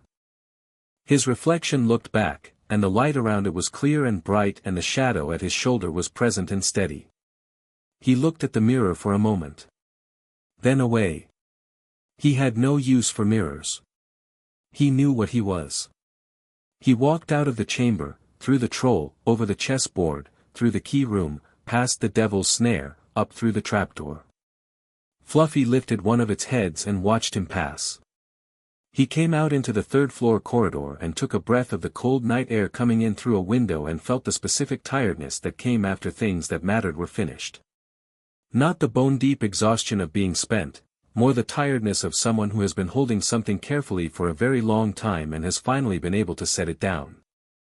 He was halfway down the corridor when he heard footsteps from the other direction, and when he turned around all three of them were there, Hermione with her wand out, Ron with a determined expression that suggested he'd been running, Neville who had apparently come in his pajamas and borrowed someone's shoes and looked, in this outfit, more courageous than most people looked in full armor. "I said sunrise," Harry said. "It's technically after midnight," Hermione said. And the portraits were talking. He looked at the three of them. At their threads, bright and fast and closely woven now, the four threads moving in the way that proximity and shared stakes and genuine regard made them move. He felt the warmth of it. "Quirrell is down in the chamber," he said. "He needs the hospital wing. Voldemort's gone, fled, not destroyed. Not finished." He paused. "But considerably less than he was." "Are you hurt?" Hermione asked. "No." She looked at him with the specific expression of someone running diagnostics despite the stated result. "Are you all right?" He thought about it honestly. The stone in his pocket. The fragment of Voldemort fleeing north. 3 Horcruxes left. The piece of riddle that lived in him, waiting for its turn. The world with all its texture and all its weight and all its genuinely extraordinary number of things that needed doing. "Yes," he said. And meant it with his whole self. Ron clapped him on the shoulder, the same move he always used for significant emotional moments, and then seemed to realize he was doing it to someone who had just faced down Voldemort and perhaps this was insufficient. He settled for just leaving his hand there for a moment, which was actually more direct and more real. "Right," Neville said, in his pajamas, in borrowed shoes, with the matter-of-fact quality of someone who has decided what side of things they're on and intends to stay there. "Hospital wing for Quirrell, then. I'll go ahead and tell Madame Pomfrey." He walked off down the corridor in borrowed shoes and Harry watched him go and thought, that one's going to be significant. Not because of prophecy or lineage or anything external. Just because of the specific way Neville Longbottom, when he decided something mattered, made it matter. The four of them went down the corridor together, and the castle was warm around them, and outside the windows Scotland was dark and cold and the night was completely still. Chapter 6, The Beginning. Dumbledore came to the hospital wing at 2 in the morning. Harry heard him before he arrived, the specific quality of Dumbledore's footsteps, unhurried but directional, the footsteps of a man who has been doing important things all his life and has learned to carry urgency inside rather than express it through speed. Madame Pomfrey had already checked Harry over, declared him physically unharmed with the slightly disappointed air of someone who had prepared for more damage, and directed him to a chair beside Quirrell's bed with a cup of something that tasted like honey and smelled like eucalyptus and probably had calming properties he'd neither asked for nor particularly needed. He drank it anyway. It was kind, and kindness deserved engagement. Quirrell was sleeping. The damage the months of possession had done to him was visible now in the deep sight, the thread worn at its edges, the particular thinness of someone who had been used as a resource rather than treated as a person. He was alive. He would recover, slowly, the way things recovered when the thing that had been feeding on them was removed. Harry had checked his thread 3 times in the past hour and the dark part had not moved. Ron, Hermione, and Neville had been sent back to the dormitory by Madame Pomfrey with the decisive authority of a woman who had been overruling students since before their parents were born. They'd gone, after a brief negotiation, because Harry had given the small nod that said it's all right, go, and they'd learned to trust that nod.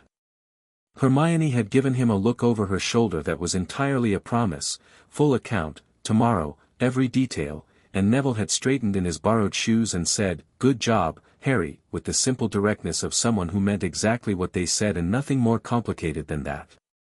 He'd been sitting alone with Quirrell and the honey eucalyptus drink when Dumbledore arrived. The headmaster looked at Quirrell first. Then at Harry. He took the chair on the other side of Quirrell's bed and sat with the specific arrangement of a man deciding not to make the moment formal, and for a while neither of them spoke. The hospital wing at 2 in the morning had its own quality, the ward quiet, the candles low, the stone walls holding the warmth of a building that had been heated by generations of people living in it. Outside, Scotland was doing what Scotland did in December. Inside was the smell of potions and clean linen and old wood, the specific smell that healing places accumulate over time. He'll recover, Harry said. Yes, Dumbledore said. I believe so. The possession, the duration of it. That has medical implications beyond what Madame Pomfrey usually handles. He'll need a specialist.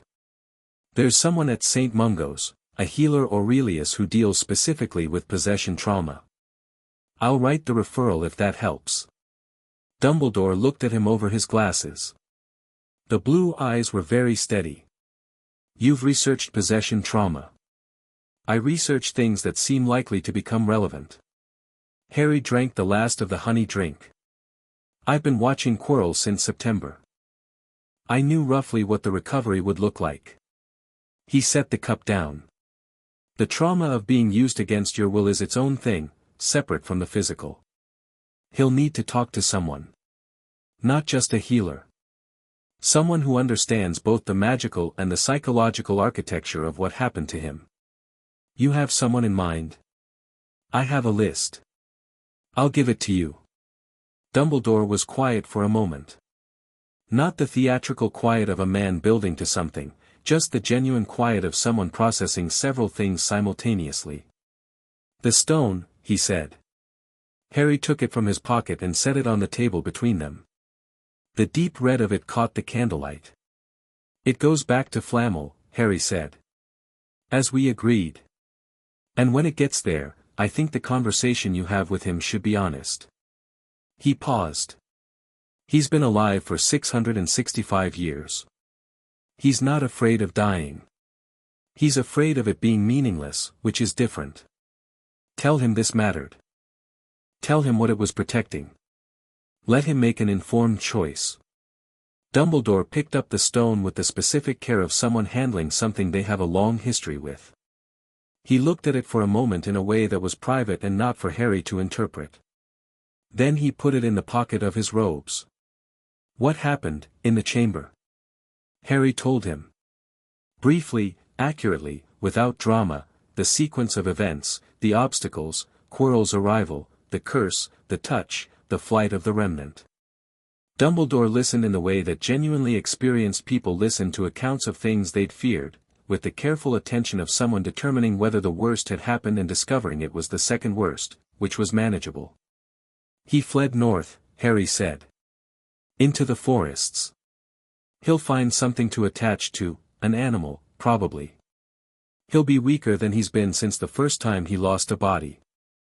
The remaining Horcruxes are what matter now. The cup, Dumbledore said. At Gringotts. I'll arrange access with Ragnarok after the new year. The snake. Doesn't exist yet. Won't until he reconstitutes enough to make it. That gives us time. He paused. And there's one more. Which one? Harry looked at him. Held the gaze with the same steady directness that had characterized every conversation they'd had, the look that said we are past certain kinds of games, let's keep being past them. I know what it is, he said. I'll deal with it. Dumbledore looked at him for a long moment. There was something in the blue eyes, not quite anguish, but the thing that lives in the same neighborhood. He had theories, Harry knew. About the scar, about what had happened that night in Godric's Hollow, about what a rebounding killing curse left behind. He'd had them for a decade, had been gathering evidence, had the large and awful shape of a conclusion he'd been refusing to sit down with fully. Harry, Dumbledore said. I know, Harry said. I've known since August. It's all right. It's not, it's solvable, Harry said. Not in the way your plan solved it. I'm not going to walk into a forest and let him kill me. I have a different approach. He held Dumbledore's gaze with the complete composure of someone who has thought about this enough that the fear has been metabolized entirely into strategy. I'm the master of death. The ordinary rules of what kills something and what doesn't, they're adjustable for me. I'm going to unmake the fragment the same way I've unmade the others. From the inside. Dumbledore looked at him. The something adjacent to anguish did not leave his expression, but it was joined by something else, the thing that appeared when Dumbledore encountered a situation that was beyond his experience and he had the integrity to recognize it. Not quite all. Something more honest than all.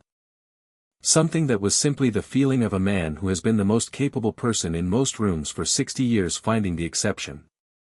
"You've done this before," Dumbledore said. "The others?" "Yes." "And the method is reliable?" "For external Horcruxes, completely. For the one in me," Harry paused. "Honest." "He was always honest." "I believe so. The theory is sound. The practice requires precision I haven't been asked for yet." He looked at his hands. "The ring on his right. I'll need to be still. And I'll need time. Not a crisis, a choice. I'll choose when and how." Dumbledore was quiet for a moment that felt very long in the way that significant moments felt long when you were inside them. "And if something goes wrong?" "Then I'll improvise," Harry said. "Which I'm fairly good at." Something moved through Dumbledore's face that was almost a smile, except it had grief underneath it, the smile of someone who finds a person genuinely remarkable and is sad that they are being remarkable under these circumstances and not some others. "Your mother," he said, very quietly, "would have," he stopped. "I know," Harry said, and let himself feel it.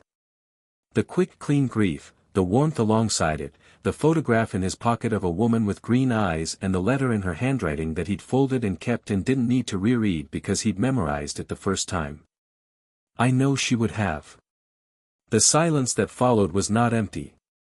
It had specific texture and weight, and two people sitting on either side of a sleeping man in a hospital ward in the dark, carrying different versions of the same loss. After a while Dumbledore said, "I owe you an apology." "Yes," Harry said. "Privet Drive was," he stopped. "Tried again. The calculation I made was utilitarian. I weighed your welfare against what I believed were the broader stakes, and another pause. I was wrong. Not just in the strategy. In the fundamental premise that a child's suffering could be a line item in a calculation." Harry looked at him. "This was the part where you decided how much of the apology to accept, and what accepting it meant, and whether it changed anything." He thought about it honestly. "I believe you," he said. "That you mean it." Dumbledore inclined his head. "And I think you'll do it again," Harry said. "Not to me, you know me now, you can't run the same play twice. But there'll be someone else. Some future situation where the calculus presents itself and it'll look reasonable and necessary, and you'll decide that the end justifies." He held the old man's gaze without accusation, just accuracy. "I'm not saying this to punish you. I'm saying it so you know I'm watching for it. And so you can watch for it yourself." Dumbledore looked at him for a long time. Then he said, with a simplicity that was rare for him, "I will try to be worthy of being watched for it." "Good," Harry said. "That's enough." He stood. His body had the tiredness in it that came with late nights and things that mattered, and the honey eucalyptus drink had done its quiet work. He looked at Quirrell once more, the thread steady, the dark part distant, and at Dumbledore, who was still sitting, who seemed, for once, in no hurry to be anywhere. "The Philosopher's Stone," Harry said. "When you speak to Flamel, tell him about the boy who came through the protection system in December. He'll want to know it worked." Dumbledore looked up. "He designed the final mechanism. The mirror." "I know. Tell him it was elegant." Harry moved toward the door. "And thank him for me." He walked out into the corridor. The castle at 2:30 in the morning was the most itself it ever was, the portraits resting, the suits of armor still, the staircases quiet in whatever configuration they'd landed in. Harry walked through it with the invisibility cloak on out of habit rather than necessity, the deep sight open, the threads of 400 sleeping people running through the building above him like a web of warm light. He'd gotten used to the sight of the school's collective life. It had texture to it, the density of young people in close proximity, their threads tangled with hope and worry, and the specific quality of being in the middle of something that was making you into who you were going to be. He walked out through the front doors onto the steps and stood in the cold. Scotland at 3 in the morning. The lock was frozen at its near edge, the center black and moving slightly, something very large turning in its depths with the slow patience of things that had been there since before the school existed. The mountains were dark masses against a sky that was clear and enormously full of stars, the kind of sky cities never showed you, too much light competing with it. Here the stars were simply present, in their thousands, in the cold. He stood in it and let the cold happen and looked at the sky and felt the full weight of the year. The ring's first morning. The Desley's kitchen. The letter. The road and the bus and London and the apothecary and the books and Hermione in the bookshop talking too fast about something she loved. Ragnar's thin smile. The Peverell vault and the cloak that moved like water. Dumbledore handing over the Elder Wand with something private on his face.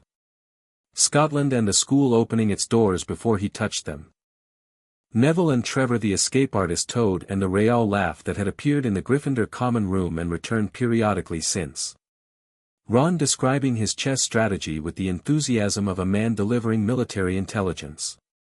The locket in the cave, the inferi given their proper endings, the diadem in the room of requirement coming apart with a sound like a held breath releasing. Quirrell in the chamber, and Voldemort's cold terror when he understood what he was looking at. The year of it. The whole, complicated, his year. He was 10. He would be 11 in July and would return to Hogwarts in September, and there were 3 Horcruxes left and a fragment in himself to deal with and a war that hadn't fully started yet but was already writing its first lines. He had 4 people who mattered to him now, which was 4 more than he'd had 12 months ago, and a goblin director who communicated respect through the quality of his property arrangements, and a headmaster who had apologized and meant it and would bear watching. He had the Hallows. He had the knowledge, accumulating, the books and the vault texts and the Death Site's ongoing education in the structure of the world. He had time, which was the thing Voldemort had spent everything trying to purchase and which Harry had simply by being the master of death and therefore having a different relationship with its expenditure. He thought about Voldemort in the forests. What it was like to be what he was now, a remnant, a ghost without even the dignity of a ghost's completion, clinging to whatever was willing to host him, cold and furious and fundamentally reduced. He felt no satisfaction about this. He felt the clean clarity of something that needed doing being in the process of being done, with some important stages still ahead. He thought about Tom Riddle. Not Voldemort, the original. The boy in the orphanage who had been afraid and brilliant and chosen power over connection because connection had always come with conditions and power, he thought, had none. He thought about the irony that the thing which had destroyed him, 3 times now, if you count it tonight, twice in the same body, was always the thing he'd refused to understand. Love. His mother's specific, sacrificial, unconditional love. The love of someone who had not been calculating. Harry didn't feel superior about this. He felt something more complicated, a recognition of the branching path, the place where someone took the turn that leads away from everything that might have saved them, and the tragedy of not being able to go back and take the other one. He thought, I will not be afraid of what I am. I will not bury it or manage it or dress it up in useful modesty. But I will not use it the way he used power, as a substitute for the things I was afraid to want. I have those things now. I have people and purpose and the genuine texture of a life I've chosen rather than inherited. I have the ring and the wand and the cloak and the shadow that walks before me on the path. And I have the morning coming, which tonight was visible at the horizon's edge, the first hairline of grey, Scotland waking up extremely slowly under its dark sky. He went inside. The great hall was empty and dark, the enchanted ceiling showing the same starred sky he'd just been standing under, and he sat at the Gryffindor table alone with the holly wand on the table in front of him and thought about what he needed to do in the new year. The cup at Gringotts. The diadem was done. The snake didn't exist yet. The fragment in himself. He took out a piece of parchment and a quill, he'd taken to carrying both, and wrote a list. Not because he needed the list to remember, but because writing things made them real in a different way than thinking them, gave them weight and commitment. The Lestrange Vault, January. Ragnarok. The fragment, when conditions are right. Alone. The snake, contingent on Voldemort's reconstitution. Watch for it. Nagini, contingent on above. He paused. Added, Quirrell's referral, tomorrow. Hermione's list, the Horcrux timeline she's been building. Update it. Talk to the Grey Lady, Helena Ravenclaw, about the diadem. She'll want to know it's been resolved. Neville, find him better defense resources. He needs someone who teaches him as though success is expected, not as though it's a pleasant surprise. He stopped. Read it back. Crossed off tomorrow next to Quirrell's referral and wrote today, because it was technically Christmas morning. He folded the list and put it in his pocket with Claude's Sonnet 4.